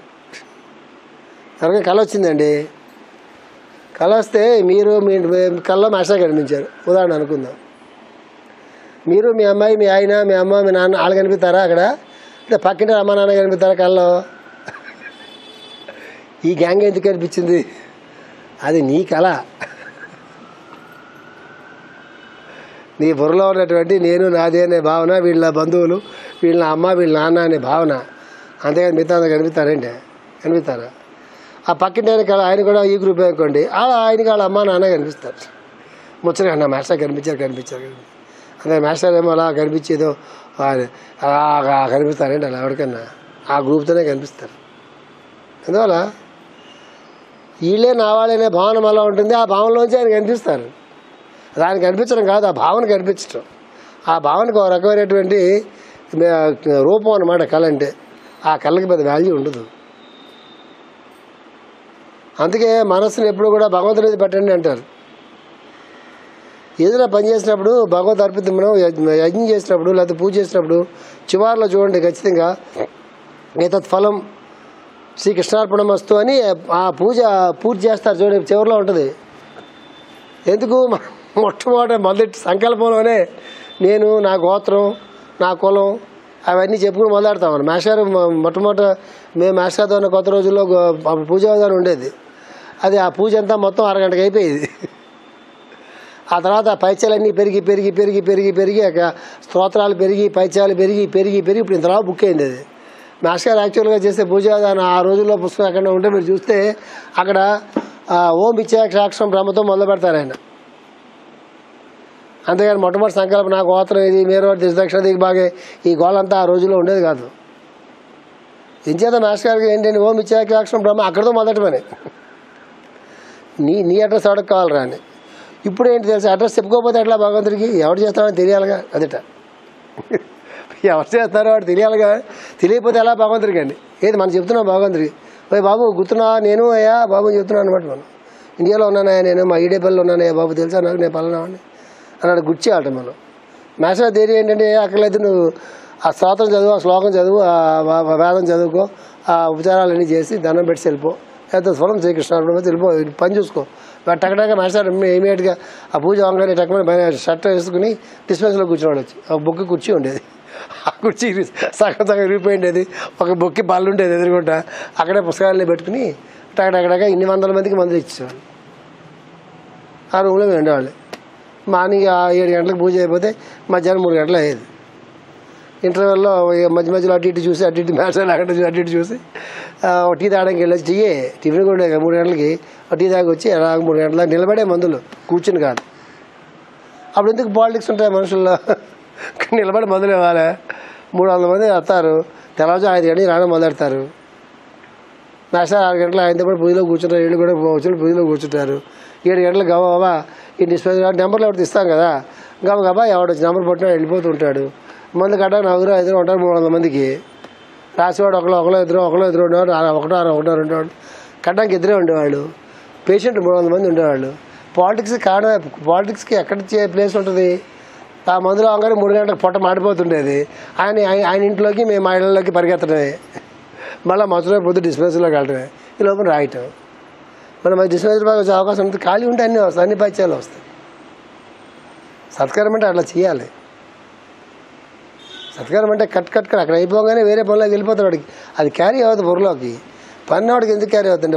ఇంట్లో వంట చేసుకునే వాళ్ళకి, ఇంట్లో ఇలా వంట చేసుకుంటే ఎవరిని వచ్చారనుకోండి, చుట్టాలు వచ్చారనుకోండి, కాసేపు అయిన తర్వాత వంటగదిలోకి వెళ్ళిపోతే వాళ్ళతో పాటు వీధిలోకి వెళ్ళిపోతా.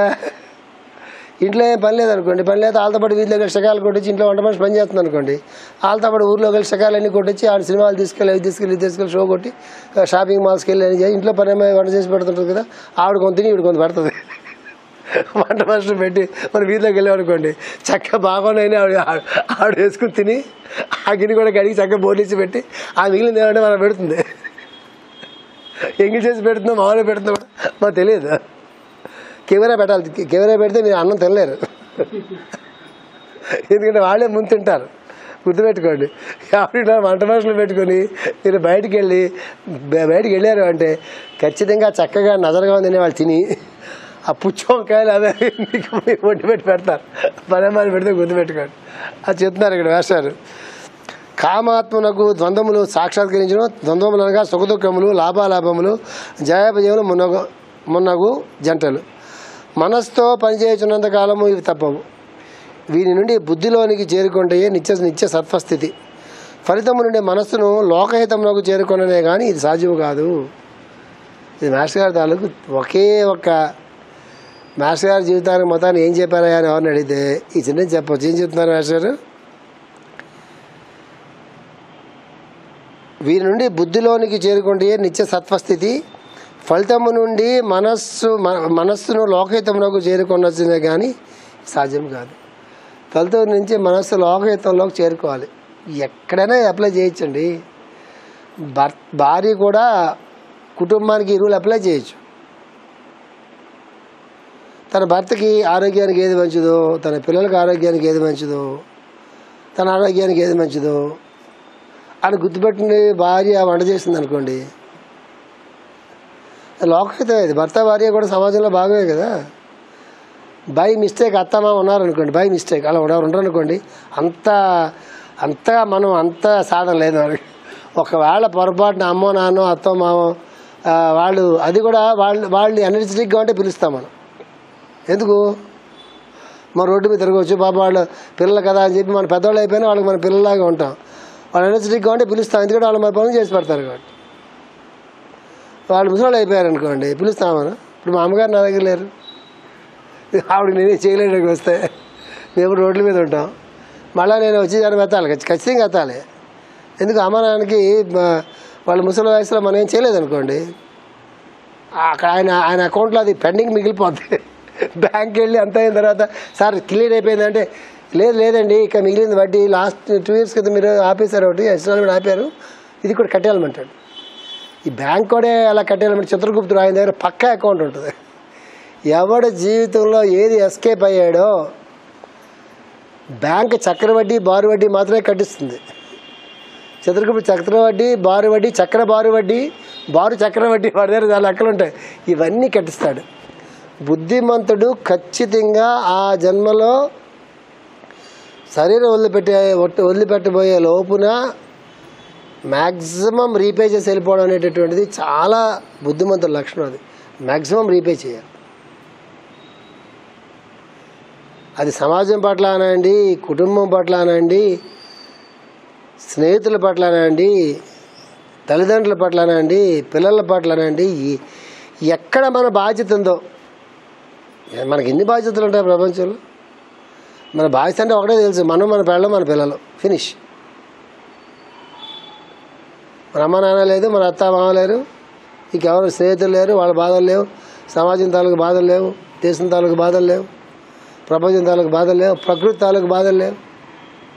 ప్రకృతి నాశనం అయిపోతుందా బాధలే, మనకి దేశం నాశనం అయిపోతుందనే బాధలే, ఏ బాధ లేదు. ఎంతసేపు ఏ చేసినా మనకేం వస్తుంది, మనకేం వస్తుంది, మనకేం వస్తుంది, పుణ్యం వస్తుంది, పుణ్యం వస్తుంది, పుణ్యం వస్తుంది.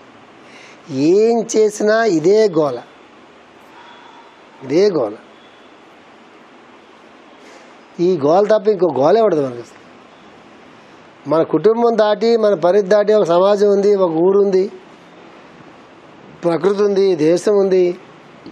అది బాగుంటే కదా మనం బాగుపడతాం. అది బాగాలేకపోతే మనం బాధపడతాం. సైంటిస్టులు ఉంటారు, ఎప్పుడు అలాగ వాడు రీసెర్చ్ చేస్తూనే ఉంటాడు. కొత్తగా వాడు రీసెర్చ్ చేస్తాడు. ఫ్రిడ్జ్లో, ఏసీల్లో కూడా అప్పుడు ఉండేటట్టు ఫ్రిడ్జ్ల వల్లే కదా మొత్తం దేశం నాశనం అయిపోతుంది. భూగోళం అంతా నాశనం అయిపోతుంది ఫ్రిడ్జ్ల వల్ల, ఏసీల వల్లే. అది లేకపోతే మనం ఉండలేము.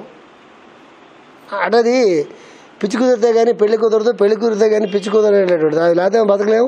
ఇవి ఉంటే ఉన్నా బతకలేము, లేకపోయినా బతకలేము. ఆ స్టేజ్కి మనం వచ్చేసాం. ఉన్నా బతకలేము, అది లేకపోయినా మనం బతకలేని స్టేజ్కి వచ్చాం. ఇప్పుడు కొత్తగా సైంటిస్ట్ ఏం చేశాడు, ఈ ఫ్రిడ్జ్లోంచి పైకి వెళ్ళేటటువంటి కార్బన్ డైఆక్సైడ్, నైట్రోజన్ ఇవన్నీ లేకుండా ప్రకృతికి ఏదైనా ఉపయోగంగా ఉండేటటువంటి దానికోసం ప్రయత్నం చేస్తాం. ఆవిడని ప్రయత్నం చేసినా మనం మాత్రం ఆగం. మనం చేసే పనులు మనం చేస్తూనే ఉంటాం.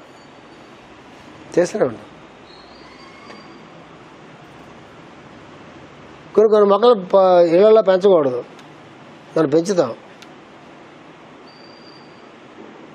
కొన్ని జంతువులు ఇళ్లలో పెంచకూడదు, మనం పెంచుతాం. కొన్ని పక్షులు ఇళ్లలో పెంచకూడదు, మనం పెంచుతాం. ముళ్ళ మొక్కలు మన జమ్మి చెట్టు ఎక్సెప్ట్ వేరే విషయం. జమ్మి చెట్టు కూడా మన స్కూల్ మనది కాదు కాబట్టి, ఇది ఏ ఒక్కళ్ళ సొంత ఇల్లు కాదు కాబట్టి జమ్మి చెట్టు నేను పెంచుతాం. జమ్మి చెట్టు కూడా ఇళ్ళలో పెంచకూడదు. స్కూల్ ఎందుకు పెంచుతాం అంటే, స్కూల్ ఇది ఇన్స్టిట్యూషన్ కాబట్టి, దేవాలయం ఉంది కాబట్టి, దీని కూడా దేవాలయంగా ఉంటున్నాం కాబట్టి దేవాలయం అనే భావంతో నేను జమ్మి చెట్టు పెంచుతున్నాను. అయితే ముళ్ళ చెట్లు పెంచకూడదు, పువ్వులు పూయిన చెట్లు పెంచకూడదు, కాయలు కాయని చెట్లు పెంచకూడదు, సువాసన రాని పువ్వుల చెట్లు పెంచకూడదు. చాలా రూల్స్ ఉంటాయి. కొన్ని చెప్తే మీరు సొంతంగా చేసిన కొన్ని ఎగ్జాంపుల్స్ చెప్పట్లు చెప్తే మీరు ఎవరైనా మీ అలాంటి ఏమైనా మెడలో ఉంటే మీరు అనవసరంగా మేము దృష్టిలో చెప్తారు కాబట్టి నేను చెప్పట్లే. అది తెలుసుకోవాలి శాస్త్రంలో. అది కొన్ని మంటలు పండించకూడదు, కొన్ని పంటలు పండించకూడదు, కొన్ని చెట్లు కొట్టకూడదు. చెట్టు కొడితే పాపం అంటారు. పాపం అని కాదు, ఆ చెట్టు కొడితే అది ఇచ్చేటటువంటి ఆ మెడిసినల్ వాల్యూస్ ఉన్నటువంటి ఈ పొంతకే వేప చెట్టు కొట్టడానికి అందరూ భయపడారు. కొంతమంది కొట్టరు, కూలీలు పిలిపించినా కొట్టరు, పనికి మళ్ళీ వాళ్ళు కొడతారు. వేప చెట్టు నడుతూ కొట్టమని అది కొడతాడేమో, కొట్టడు, చస్తాడు, భయపడాడు. వేప చెట్టు అమ్మవారిని పేరు పెట్టారు. ఎందుకు ఆ పేరు పెట్టకపోతే అది కొట్టిపారేస్తారు వేప చెట్టుని. వేప చెట్టు నుండి ఆ వేప చెట్టులో ఎంత మంచి గాలి వస్తుంది, ఎంత అద్భుతమైనటువంటి అందులో మెడికల్ వాల్యూస్ ఉన్నాయి. ఆ చెట్లు కొట్టడానికి కొంతమంది భయపడతారు. ఎవరు పనికి మాట్లాడు కొడతాడు. వితౌట్ మీరు ₹1,00,000 కొట్టరు, కొంతమంది కొట్టరు. అలా పెడతారు మన వాళ్ళు సైన్స్. అక్కడ అమ్మవారు అన్నారు, అమ్మవారంటే కొట్ట మారేస్తారు. అమ్మవారిని కాదు అక్కడ, నిజంగా దాంట్లో ఉండే ఔషధ గుణాలు అనమాట.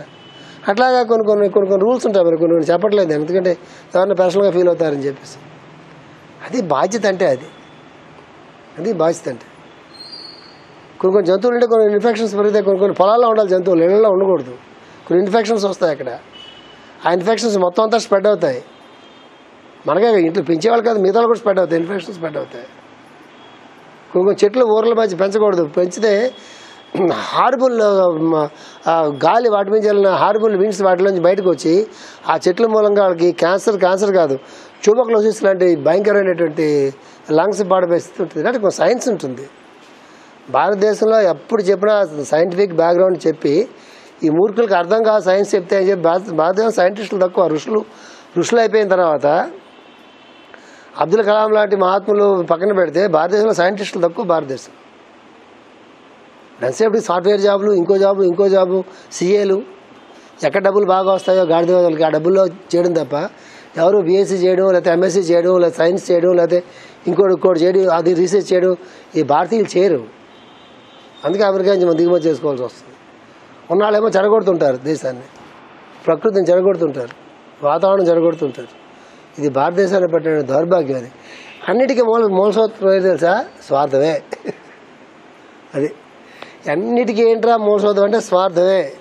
దీనివల్ల నేనేం సుఖపడతాను, దీనివల్ల నాకు ఏ పుణ్యం వస్తుంది, ఆ పుణ్యం గురించో, స్వార్థం గురించో, భోగైశ్వర్యాల గురించో, ఆ భోగం గురించో, అనుభవం గురించో, ఐశ్వర్యం గురించో చేసే పనులు తప్పితే నేను చేసే పని వల్ల ఏమైనా లోకహితం ఏమైనా ఉందా లేదా? ఇంట్లో శుభ్రంగా ఒక ఇంట్లో ప్రతి ఇంట్లో శుభ్రంగా ఒక బ్రహ్మాండంగా సాలిసాలు ఉంటే ఒక వేప చెట్టు పెంచండి, అది లోకహితమే. ఇది ఇంటి ముందు ఒక వేప చెట్టు పెంచండి, లోకహితం. ఇది ఇంట్లో తులసి మొక్కలు పెంచండి, మన ఇంటికే కాదు ఇంటి చుట్టుపక్కల అంటే కూడా అయ్యే అది లోకహితమే. ఇది ఇంటి ముందు చెత్త పారైపోకుండా లోకహితమే. ఇది ఇంట్లో చెత్త పడికెళ్ళి పైన రోడ్డు పడేస్తాం. ప్రేయరే, పూజలు అన్నీ చెత్త పడి పడేస్తాం, రోడ్డు పడేస్తాం. ఆ దేశం ఎందుకు భారతదేశం ఎందుకు బాగుపడుతుంది? అసలు మన ఇంటి ముందు ఆడవాడ పడతాడు, మన ఆ ఇంటి ముందు పడతాం. ప్రతి ఇంటి ముందు చెత్త మాత్రం ఉంటుంది. ఆ ఇంటి మన ఇంటి మీద పెడితే మన ఇంటికి ఇంటి మీద పెడితే చెత్త ఉంటుంది. ఆ చెత్త స్టేట్లో ఉంది ఇండియన్ మైండ్.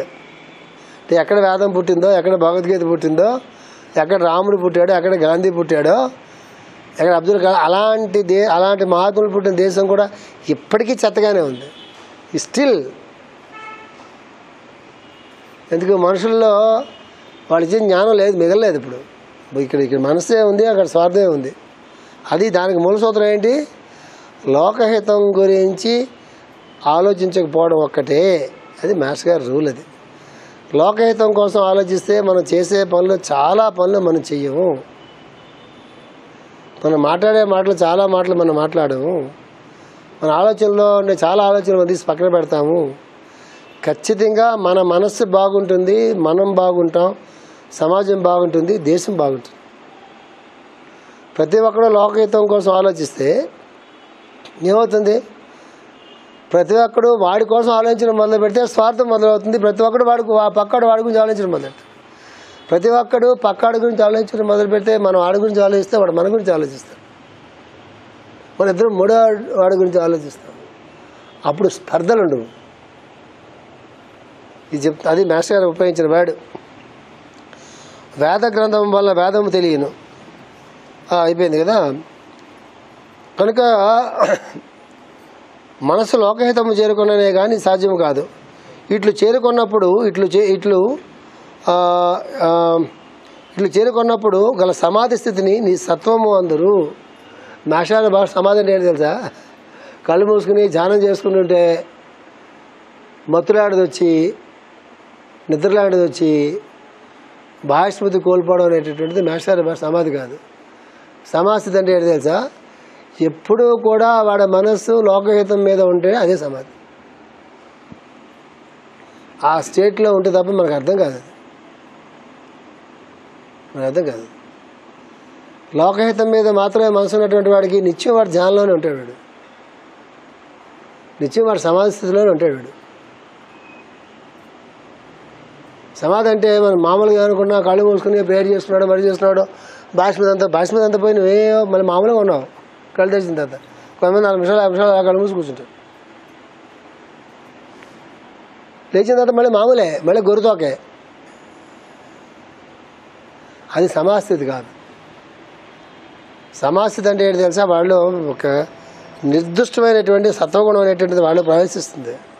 వాడు దేనికి చలించడు. ప్రపంచంలో పెద్ద వృక్షం ఉందనుకోండి, అది 100 years 200 years అయిపోతే అది పోతే నేను చెప్పలేను. కానీ ఇప్పుడు పెద్ద వృక్షం మాను ఉందనుకోండి, పెద్ద తుఫాను వస్తే కొట్టుకుపోద్ది. అది అలా దుఃఖలా ఉంటుంది.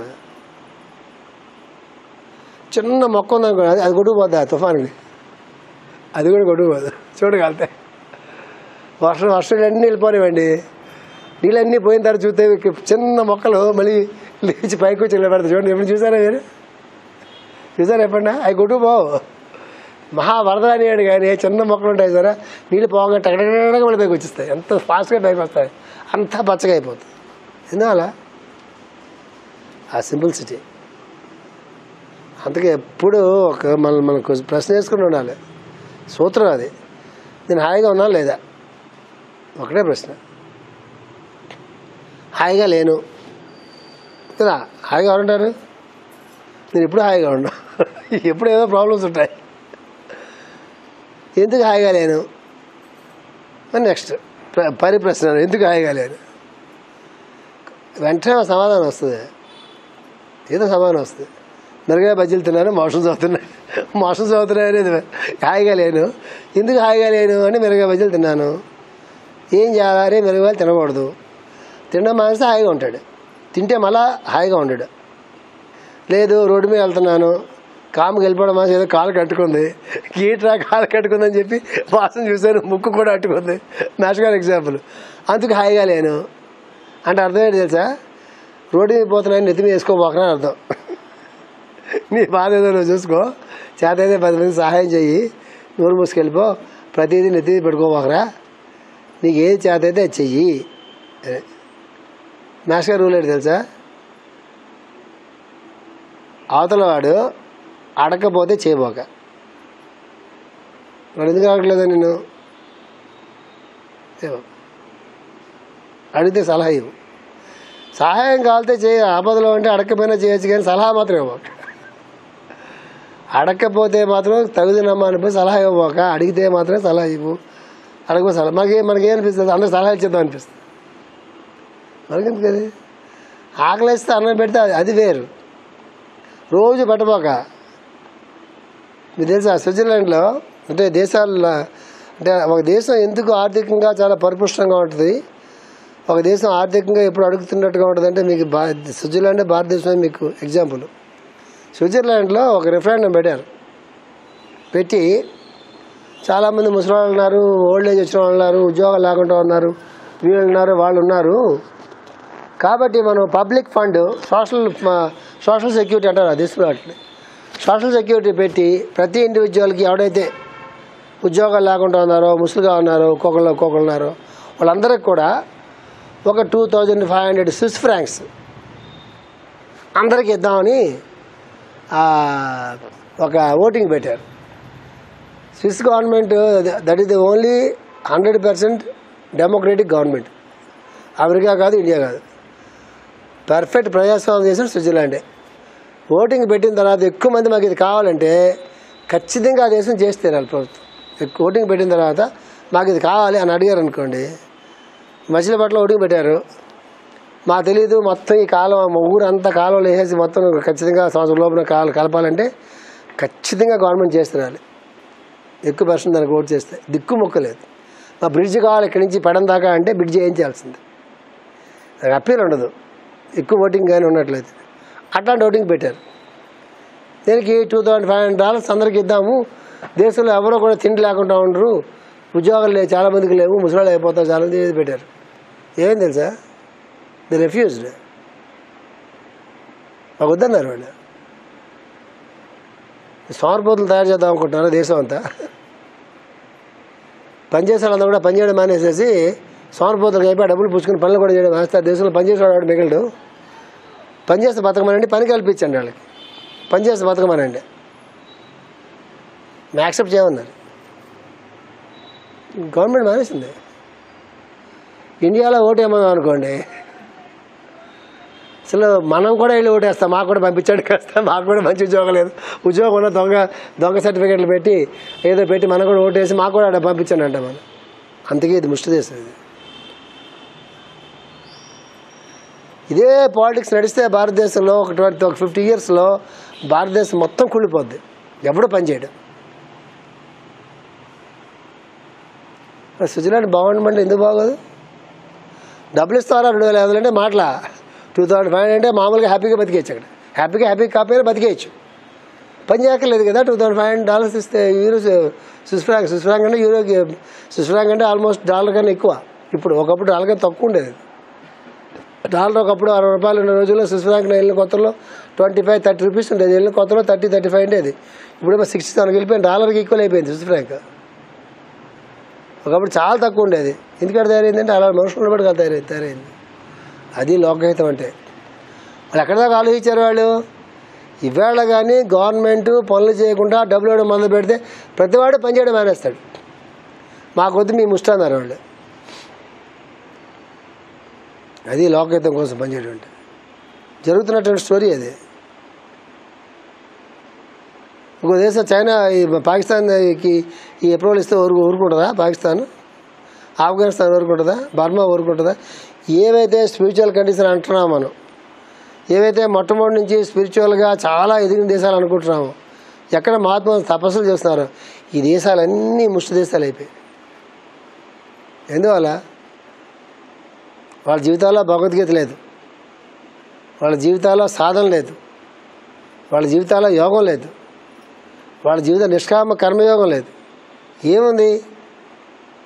ఏ పూజ చేస్తే ఏమొస్తుంది, ఏం చేస్తే ఏమొస్తుంది, ఏ మంచి పనులు చేస్తే మనకేం కలిసి వస్తుంది, ప్రభుత్వం మనకేం చేసి పడుతుంది, సమాజం మనకేం చేస్తుంది, వాళ్ళు మనకేం చేస్తున్నారు, వీళ్ళు మనకేం చేస్తున్నారు, ఈ గోల్ తప్పిస్తే నేను తిరిగి ఏం చేస్తున్నాను అనేటటువంటిది ఈ దేశాల్లోంచి ఎప్పుడో పోయింది.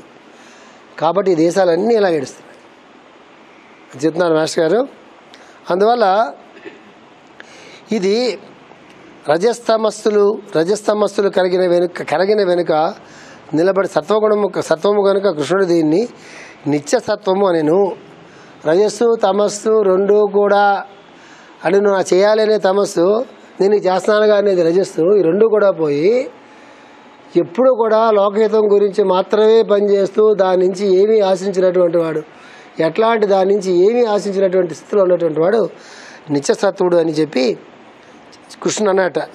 ద్వంద్వమున రజస్తమస్సులు పనిచేయను, ద్వంద్వములు కరిగినప్పుడు శుద్ధసత్వం పనిచేయను. అప్పుడున్న జీవి మనస్సు కలవాడు, ఇంద్రియములు కలవాడు కాక తాను కలవాడు అగును, అతడే ఆత్మవంతుడు. రామాయణమున రాముని సత్వస్థితిని వర్ణించుచు వాల్మీకి ఆత్మవాన్ కో జితక్రోధ అని కీర్తించను. ఆత్మవాన్ కో జితక్రోధ అంటే ఆత్మవంతుడు, క్రోధాన్ని పూర్తిగా జయించినటువంటి వాడు. క్రోధాన్ని జయించినటువంటి వాడే ఆత్మవంతుడు ఎప్పుడు కూడా అవుతాడు. ఆత్మవంతుడు కావాలంటే అందుకే మాస్టర్ గారు చాలా మాటలు ఈ శ్లోకం పద్యం మీకు కోట్ చేయాలి. మాస్టర్ గారికి ఇష్టమైన పద్యాలు. ధీరులు, నిరపేక్షులు, ఆత్మాభిరాములైన మునులు నిష్కారణముగా హరిభజన చేయుచుందురు. పోతన భాగవతంలో పద్యం మాస్టర్ గారికి ఎంత ఇష్టమో. ధీరుడు అంటే ఎవడో తెలుసా? తన మీద తను ఆధారపడేటటువంటి,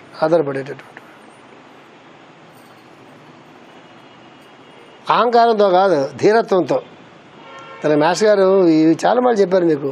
తన మాస్టర్ గారు ఎగ్జాంపుల్ చెప్పారు. ఎగ్జాంపుల్ ఏంటి చెప్పారు తెలుసా మాస్టర్ గారు? లక్ష్మణుడు రాముడు నేను చాలా బాగా చెప్పాను మీకు, అది గుర్తుండాలి ఎగ్జాంపుల్. లక్ష్మణుడు రాముడు అరణ్యాలో ఉంటుండగా కరుడు దోషాండు ఇద్దరు కూడా యుద్ధానికి వస్తారు. 12,000 మంది సైన్యం చేసుకుని వస్తారు. సీత లక్ష్మణుడు రాముడు గుహలో ఉంటారు. గుహలో ఉన్నప్పుడు లక్ష్మణుడు ఆ పెద్ద శబ్దం, అసలు రాక్షసులు కదా, పెద్ద గోల్ చేసుకుంటూ వస్తూ ఉంటారు. వస్తూ ఉన్నప్పుడు లక్ష్మణుడు చూసి, అన్నయ్య రాక్షసులు అందరూ 12,000 మంది వస్తున్నారు, కత్తులు కటార్లు శూలాలు బలాలు బాణాలు పట్టుకొస్తున్నారు అన్నయ్య, నేను అర్జెంటుగా ఆ వదిని చూసుకుంటున్నానయ్య, నేను వెళ్ళి వాళ్ళతో యుద్ధం చేస్తా అంటాడు. రాముడు అంటాడు, వదిలే నువ్వు లక్ష్మణుడు చిన్నవాడు కదా.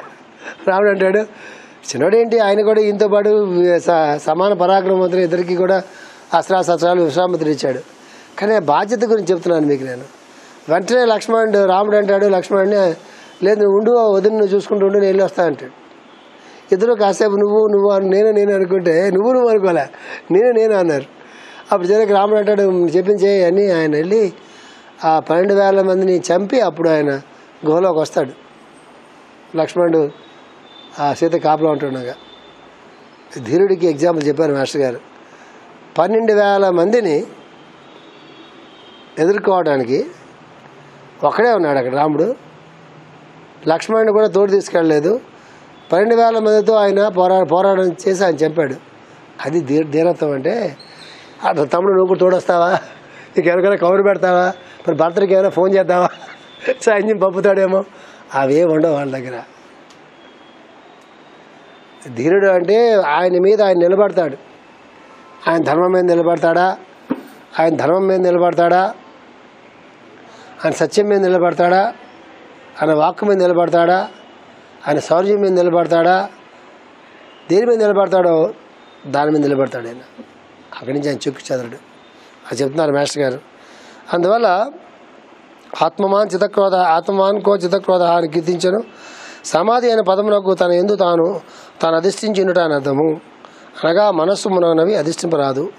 సమాధికి మాస్టర్ మంచి అర్థం చెప్పారు, పెట్టుకోండి. సమాధి అయిన పదమునకు తన ఎందు తాను అధిష్ఠించినట అని అర్థము. అనగా మనస్సు మునగనవి అధిష్ఠింపరాదు. అది ధీరుడు అంటే. సమాధి అంటే తను అధిష్ఠించి ఉండాలి. తన భయం, తన స్వార్థం, తన క్రోధం, తన లోభం, తన మోహం, అవి చెడైనా మంచినా అవేవి కూడా ఉండకూడదు.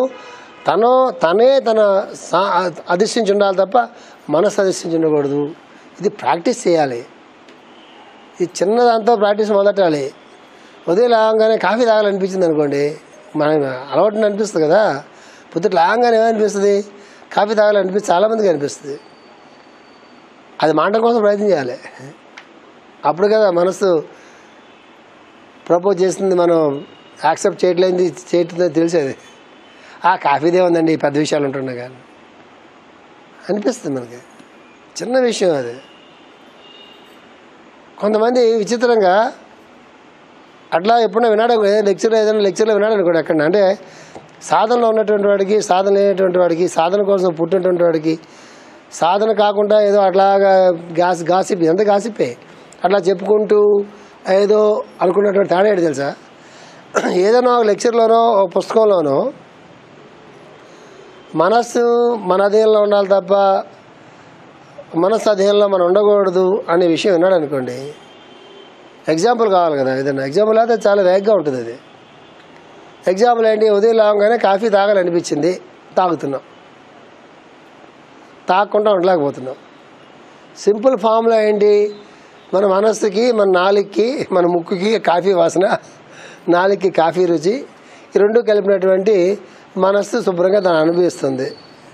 అంటే మొత్తం మీద ఇంద్రియాలు మనస్సు కలిసి చక్కగా అవి లాగుతూ ఉంటే మనం కాఫీ తాగుతున్నాం అని తెలిసింది అనుకోండి, వాడు వెంటనే మరుసటి రోజు పొద్దున కాఫీ మానేస్తాడు. మాంటం అంటే ఇక మాంటమే. మన మాంటం అంటే ఒకసారి ఎప్పుడో నేను సరదాగా వారితో మాట్లాడుతూ, నేను కాఫీ చాలా మాటలు మానేసానండి అన్న. మా ప్రిన్సిపాల్స్ అందరూ కూడా కాఫీ తాగడానికి వెళ్తుంటాం. మేము అందరూ కాఫీ తాగుతుంటే, రాజుగారు కాఫీ అంటే చాలా ఇష్టం అండి, ముందానికి ఇవ్వండి అని ఎవరో అంటే, లేదు సార్ నేను ఇప్పటికి చాలా మాటలు మానేసాను సార్ అన్న. వాళ్ళకి జోక్ అర్థం కాల. ఏంటంటే ఎవరన్నా అంటే ఏంటన్నారు మీరంటే, ఇప్పుడు నేను చాలా మాటలు మానేసాను సార్ అన్న. చాలా మాటలు మానవంటే ఏంటి? అంత బుర్రుంటే వాడు ప్రిన్సిపల్ ఎందుకు అవుతాడు? ఏదో ఏ లెక్కల టీచరో, ఏ ఇంగ్లీష్ టీచరో, ఇంకా ఆడ సునీల్ గారు చెప్పినట్టు ఆడ బాగా చదువుకుని ఏదో టీచర్ అయ్యాడట, వీడికి చదువు రాదంటే ప్రిన్సిపాల్ అయ్యాడు, స్కూల్ పెట్టాడు. ఏదో సినిమాలో సునీల్ జోక్ ఉంటుంది. నాకు ఎంత బాగా చెప్పాడో అనిపిస్తుంది నాకు. ఇప్పుడు మాకనే టీచర్లు పెట్టరు కదా, అని చేత ఏం చేద్దారు ఎందుకంటే నాకు అర్థం కాలే. అందుకనే మీరు అందరూ ప్రిన్సిపాల్స్ అయ్యారు మనసులో అనుకుని అప్పుడు ఎక్స్ప్లెయిన్ చేస్తారు. ఓ అదే ఇట్లా ఉండదు సాధన అంటే. వాడికి బుర్రలోకి వచ్చింది అనుకోండి, అంటే మనసు నన్ను చేస్తుందా, నేను మనసును చేస్తున్నానా ఇప్పుడు అని ఆలోచిస్తాడు. ఒకటే ఒక ఆలోచన వస్తుంది వాడికి, టక్కన మానేస్తాడు. మళ్ళీ కాఫీ తాగుతారండి అంటే వెళ్తాడు, కూర్చుంటాడు. కాఫీ ఆర్డర్ ఇస్తే ఆర్డర్ ఇచ్చేటప్పుడు మీకు ఏమండి సార్ నాకు వదిలేండి, ఏమంటే మానేసాను మీకు తెలుసా అంటారు. వదిలేండి సార్ కాఫీ మధ్య ఇంట్రెస్ట్ పోయింది. మనమైతే మీకు తెలుసా లెక్చర్లో చెప్పారు, మనసు నిన్ను జయిస్తుందా, నువ్వు మనసుని జయిస్తున్నావా అని అడిగారు. నేను ప్రశ్న వేసుకున్నా ఇంటికి వెళ్ళి. వాడు వీడికి వెదవ కాఫీ మానడం కాదు కానీ దాని గురించి మనం తాగిన కాఫీ వాంతి వచ్చేదాకా చెప్తాడు వీడు. ఇలాంటి పనికిమాల పెద్దలు ఎవరు సాధన పనికిరారు. సాధన ఎవడు తెలుసా? వాడి మానాన్ని వాడు చాలా ప్రశాంతంగా పక్కల కూడా తెలియకుండా వాడి సాధన వాడు చేసుకుంటూ హాయిగా ఉంటాడు. వీడు వాడి పని వాడు చేసుకుంటూ హాయిగా ఉంటాడు. వాడు చదువుకుంటూ హాయిగా ఉంటాడు. కంపెనీ బాగపోతే ఆ కంపెనీ వదిలిపెడతాడు. ఫిజికల్గా వదిలిపెట్టాడు. తెలిసిపోద్ది మనతో పట్ల దీనికని. ఫిజికల్గా వదిలిపెట్టాడు, మానసికంగా వదిలిపెడతాడు. ఫిజికల్గా అన్ని ఓవరాక్షన్ చేస్తుంటాడు. బాగున్నారా చేస్తుంటాడు. యోగక్షేమాలు అడుగుతుంటాడు. ఫైల్ మూసేసి ఉంటుంది అక్కడ, లోపల ఫైల్ మూసేసి ఉంటుంది. లోపల ఫైల్ మూసేస్తేనే ఓవరాక్షన్ చేయాల్సి వస్తుంది. ఫైల్ ఓపెన్ చేసిన ఓవరాక్షన్ ఏం చేస్తాం? ప్రతిరోజు భార్య వాళ్ళ ఆయన కాఫీ ఆయన థ్యాంక్స్ చెప్తాడా? బుద్ధుని ఎవరిని చెప్తాడు అసలు? అమెరికా వాళ్ళు చెప్తారు. అమెరికాలో పెడితే ఆ బుద్ధులు వస్తాయి. మూడుకి పెళ్ళని థ్యాంక్స్ చెప్ప, మూడుకి థ్యాంక్స్ చెప్ప, పిల్లలు వాళ్ళ అమ్మకి చెప్ప. ఒక ఫాదర్స్ డే అంట, ఒక మదర్స్ డే అంట, ఒక పెళ్ళాం డే అంట, ఒక మొగ్గుడు డే అంట, ఒక కూతురు డే అంట, ఒక కొడుకు డే అంట, తాత కొట్టే అంటే అన్నీ తినాలే, అన్నీ తినాలే. ఇది ఎక్కడ కల్చర్ రా బాబు? అవన్నీ ఇండియా పడిపోతున్నారు ఇప్పుడు. ఇండియాలో కొంతమంది ఆ ఫాదర్ని పలకరించకపోతే చూడండి పిల్లల్ని ఎలా కష్టపడి పెంచామండి, కనీసం విష్ చేశాడండి అంటాడు వీడు. ఇది కొత్తగా ఫాదర్స్ డే వచ్చింది, వాళ్ళు ఏడుతాడు కదా చెప్పి బొకే పంపుతారు. అక్కడి నుంచి పంపితే ఇండియాలో ఇస్తారు మనకి. ఇదేమి దిక్కుమాల జీవితాలండి. ఈ థ్యాంక్స్లు ఏంటి, ఈ షేక్ హ్యాండ్లు ఏంటి, ఈ గోల్ ఏంటి, మగాడు కౌలించుకోవడం ఏంటి, ఆడదే కౌలించుకోవడం ఏంటి. ఫంక్షన్ పెళ్ళిలో చూడండి కొత్తగా మొదలెట్టారు, వెళ్ళంగానే ఇలా కౌలించుకోవడం ఏంటో. నాకు అనిపించింది వీళ్ళకి గులాబీ పూల వాసన కంట వేరే వాసన బాగా ఉంటుందేమో వీళ్ళకి అది అని అనిపిస్తుంది. కొత్తగా మొదలెట్టాడు మగాడు కౌలించుకోడు గేస్కి మళ్ళీ. అదేంటో ఈ దేశం ఎక్కడ పోతుందో, ఈ కల్చర్ ఎక్కడ పోతుందో. పూర్వం ఆడవాళ్ళు షేక్ హ్యాండ్లు ఇచ్చుకోవడం ఏంటో కొత్తగా మొదలెట్టారు. వాళ్ళు షేక్ హ్యాండ్లు ఇచ్చుకుంటున్నారు. షేక్ హ్యాండ్లు ఇచ్చుకోవడం, భుజం ఇలా గుద్దుడు. అదేం దిక్కుమా లక్షణాలండి. మీరు మనవాళ్ళనే చేయబాకండి, ఈ అవలక్షణాలన్నీ ఆ పిల్లకి నేర్పించబాకండి. చెత్త షేక్ హ్యాండ్లు ఇచ్చుకోవడం ఏంటో ఇది ఎక్కడ అసలు. మిగతా దేశాల్లో వాళ్ళు ఏం చెప్పుకుంటున్నారు, ఈ షేక్ హ్యాండ్లు ఇచ్చుకోవడం ఏంట్రా. భారతదేశంలో శుభ్రంగా ధనాలు ఆ పిచ్చివాదాలు వాళ్ళు, వాళ్ళకన్నా పిచ్చివాళ్ళు ఎవరు ఉండరు. ఇక్కడ నమ్ముతారు వదలు భారతదేశంలో ఏదో ఆధ్యాత్మికత ఉందని. లేకపోతే నాబోడు అక్కడికి లెక్చర్ ఎవడు ఉంటాడా? ఇప్పటికీ నమ్ముతారు ఆ పిచ్చివాదాలు. భారతదేశం అంతా ఆధ్యాత్మికంగా ఎదిగిపోయిన దేశం నమ్ముతుంటారు వాళ్ళు. అంతకన్నా పిచ్చివాళ్ళు ఎవరు ఉండరు నాకు తెలుసు. నేను అంటూ ఉంటా, మీరు వాళ్ళు పిచ్చివాళ్ళు ఉన్నప్పుడు నా వాళ్ళు వస్తారు ఇక్కడికని. వాళ్ళేం చెప్పుకుంటారు తెలుసా, భారతదేశంలో సంస్కారం ఉంది వాళ్ళకి, నమస్కారం పెడతారు వాళ్ళు ఎవరికన్నా, వాళ్ళు నమస్కారం పెడతారు. ఈ షేక్ హ్యాండ్లు ఇచ్చుకోరు భారతదేశంలో. ఈ షేక్ హ్యాండ్లు ఇచ్చుకుంటే ఈ చేతికున్న బంక్ అంతా, ఆ బ్యాక్టీరియా అంతా, ఆ చెదారం అంతా ఆ చేతికి అంటుతుంది. వీడి నుంచి వాడికి అది స్ప్రెడ్ అవుతుంది. అట్లా బ్యాక్టీరియా బాగా స్ప్రెడ్ అయిపోయి అందరూ అంటించుకుంటారు, మనం అంటించుకుంటాము. చక్కగా దూరంగా ఉండి నమస్కారం పెడతారు. అది మనం అలవాటు చేసుకుందాం అని చెప్పి వాళ్ళు ఒక ఉద్యమంగా చేసి షేక్ హ్యాండ్లు వద్దు, నమస్కారం నాకు ముద్దు, షేక్ హ్యాండ్ వద్దు అని చెప్పి వాళ్ళు చెప్తుంటే ఇప్పుడు కొత్తగా ఇలా అంటిస్తున్నాడు ఏంటో. దౌర్భాగ్యం చూడండి. దీనుడు ఎప్పుడు వాళ్ళలాగానే ఉంటాడు, వాడు ఎవరిది ఇమిటేట్ చేయడు. ఏది లోకానికి పనికి వస్తుంది, ఏది ప్రపంచానికి పనికి వస్తుంది, లాంగ్ రన్లో ఏది పనికి వస్తుందో అది వాడు ఇప్పుడే కొన్ని 100 years ముందు మొదలు పెడతాడు. అట్లాంటి గురువు ఉండడం మన అదృష్టం. మాస్టర్ గారు 100 years ముందు మొదలు పెడతాడు, 200 years ముందు మొదలు పెడతాడు. అందుకే వాళ్ళ కాలంలో వాళ్ళు అర్థం కారు. మీరు నీకు చెప్తున్నా ముఖ్యంగా, మిగతా వాళ్ళకి అర్థం కాకపోతే నిర్వాణ షట్కం అని చెప్పి 6 శ్లోకాలు ఉంటాయి. ఆ నిర్వాణ షట్కాన్ని దగ్గర పెట్టుకుని ఒకసారి మాస్టర్ గారిని లైఫ్ అంతా తెచ్చి పక్కన పెట్టి చదవండి. నిర్వాణ షట్కం మీకు అర్థం కాకపోవచ్చు, సరస్సు కొంచెం అర్థం అవుతుంది. ఆ నిర్వాణ షట్కం 6 శ్లోకాలను దగ్గర పెట్టుకుని ప్రతి పదం సరిపోతుందా మాస్టర్ గారు సరిపోదా సరిచే ఒకసారి. గురువు 100-200 years 300 years ముందు పుడేసినప్పుడు వాళ్ళ సమకాలికులకి వాళ్ళ డైమెన్షన్ అర్థం కాదు. అర్థం చేసుకున్నవాడు ధన్యుడు. శ్రీకృష్ణుడి కాలంలో శ్రీకృష్ణుని అర్థం చేసుకున్నది ఎంతమంది అనుకుంటున్నారు మీరు? గోపికలకి శ్రీకృష్ణుడు అర్థం కావాల్సిన అవసరం లేదు. ఎందుకు లేదు? గోపికలకి శ్రీకృష్ణుడు తప్ప అన్యం లేదు. అనన్యాస్తింతయంతో మాం సర్వధర్మాన్ని పరిత్యజ్య, దాంతో వాళ్ళు పుట్టారు, వాళ్ళకి ఆ శ్లోకాలు అక్కర్లా. కాబట్టి శ్రీకృష్ణుడు అంటే ఏంటి, ఆయన తత్వం అంటే ఏంటి, ఆయన కూడా జ్ఞానం అంటే ఏంటి, ఆయన భగవద్గీతలో ఏం చెప్పాడు, ఆయన భాగవతాన్ని ఎలా బోధించాడు మైత్రేయుడికి, విదురుడికి, ఉద్ధవుడికి, అవేవి గోపికలకు అక్కడ ఎందుకు చేత గోపికలకి శ్రీకృష్ణుడు తప్ప, శ్రీకృష్ణుడు వాళ్ళు ఇద్దరు లేరు, గోపికలకి ఒక్కలే ఉన్నారు అక్కడ, వాళ్ళకి అక్కర్లేదు. ఇక శ్రీకృష్ణ తత్వాన్ని మొత్తాన్ని అర్థం చేసుకుంది ఎవరు అక్కడ ఉంటే భీష్ముడు ఉంటాడు, లేక తర్వాత ఇంకా రెండోవాడు ఎవడన్నా ఉంటే మైత్రేయ మహర్షి అయి ఉంటాడు. ఇక మూడోవాడు ఉండడానికి అవకాశం లేదు. ఉద్ధవుడు కూడా శ్రీకృష్ణుడు అంశ అని చెప్తారు, కానీ ఆయన కూడా మధ్యలో అటు పిల్లి మొక్కలు వేస్తాడని చెప్పి మాస్టర్ పురాణ పురుషుల్లో ఉద్ధవుడు కూడా వాళ్ళు పిల్లి మొక్కలు వేస్తుండేవాడు. ఈయన భగవంతుడు అవునా కాదా, ఆయన సమకాలకి ఇద్దరు కూడా ఒకే టైంలో పుట్టారు వాళ్ళు. కాబట్టి నాతో కలిసి పుట్టినాడు మనలాగా ఉంటే ఎలా కుదురుతుంది? మనతో కలిసి పుట్టినాడు మనకన్నా గొప్ప అంటే మన నమ్మబుద్ధి పుట్టదు కదా. ఆయన కూడా ఆ ప్రాబ్లం ఉందని చెప్తారు మేషారు పురాణ పురుషుడు నవల్లో. ఇద్దరు ఎవరు మిగిలేరు? మైత్రేయుడు, ముందేమో భీష్ముడు, మైత్రేయుడు. శ్రీకృష్ణుడు లాంటి వాడికి ఎందుకు ఇంకొక 50,000 years, ఇంకో 20,000 years, 10,000 years పోతే తప్ప అప్పటికి కూడా శ్రీకృష్ణ తత్వం పూర్తిగా అర్థం కాదు మానవ మేధస్సుకి.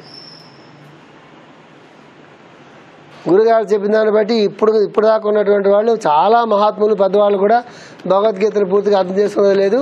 ఇంకొక 1000 సంవత్సరాలు 500 సంవత్సరాలు 1000 సంవత్సరాలు పోయాక భగవద్గీతలో శ్రీకృష్ణుడు ఏం చెప్పాడో అర్థం చేసుకోవడానికి వీలు చిక్కుతుందేమో అని గురుగారు రాశారు కృష్ణుడి పుస్తకంలో.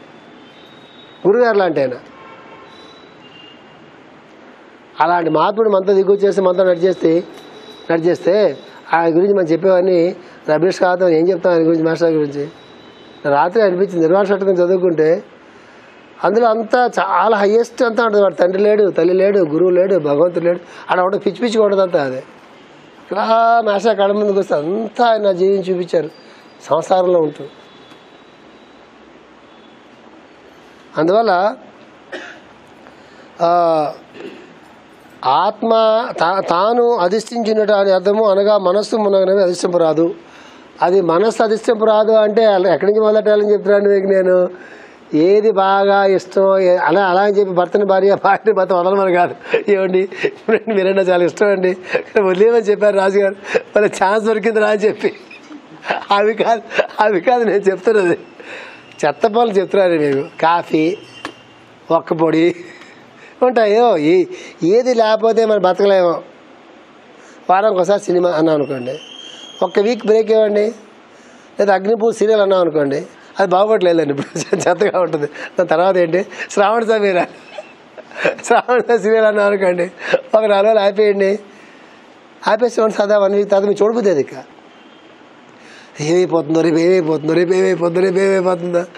ఏమైపోతుందా మొగం వాళ్ళందరూ పక్కన సిగరెట్ కాలుతుంటారు, వీళ్ళను హీరో కలిసి ఏమైపోతాం మీకు తెలుస్తే. అప్పుడు నేను జోక్ చేయట్లే. ఏదైనా మీకు బాగా నచ్చింది, మీకు ఉప్పు ఎక్కువ వేసుకుంటారు, ఉప్పు తగ్గించి చూడండి. ఒక 1 వీక్ తినండి, ఉప్పు తగ్గించి చూద్దాం సరదాగా.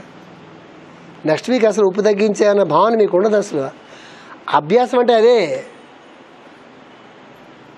కారం ఎక్కువ వేసుకుంటారు మీరు, మీకు కోపం ఉంటే 3 పడేయండి కారం, మీరు కారం తగ్గించండి, ఏదో చేయండి, మీకు మాత్రం తగ్గించుకోండి, ఇంట్లో వాళ్ళు తగ్గించబోకండి. వాళ్ళ మీద రుద్దుమని నేను చెప్పట్లా, ఇది మన గురించి మనం చెప్పుకుంటున్నాం. ఎవరి మీద రుద్దుమని నేను చెప్పట్లా, అది మాస్టర్ గారి మార్గం కాదు. ప్రపంచంలో ఎవరిని బాధ పెట్టడం, మిగతా వాళ్ళకి మనం టీచింగ్స్ ఇవ్వటం, వాళ్ళు కూడా మళ్ళీ అయిపోవాలి, మనకే తెలియదు వాళ్ళు మళ్ళీ అయిపోవడం ఎందుకు, వాళ్ళు మనకైనా బాగుందనేమో తెలియదు కదా మనకి.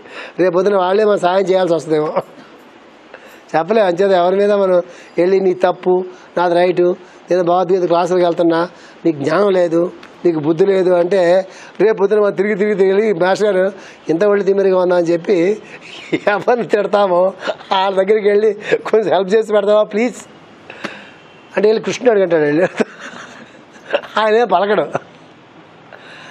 ఇది మన కోసం మనం చెప్పుకుంటున్నాం, మన సాధన కోసం మనం చెప్పుకుంటున్నాం. ఇందులో ఎవరిని బాధ్యతలు చేయబోకండి.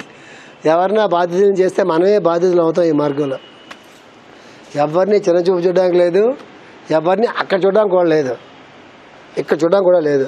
సమంగా చూడండి. ఎవరిది ఏ ప్లేస్ ఉంటుందో ఆ ప్లేస్లో వాళ్ళని ఉంచండి. వాళ్ళు ఎత్తపోకండి, వాళ్ళని దింపోకండి. ఆ బ్యాలెన్స్ మెయింటైన్ చేయండి. ఫస్ట్ రూల్ ఏంటి? మనస్సు మనల్ని అధిష్ఠించకూడదు అంటే ఉప్పు పప్పు కారంతో మొదలెట్టండి. ఉప్పు పప్పు కాదు, ఉప్పు పులుపు కారంతో మొదలెట్టండి, కాఫీలతో మొదలెట్టండి. నేను మానవని చెప్పట్లా, ప్రయత్నం చేయడం చెప్తున్నా.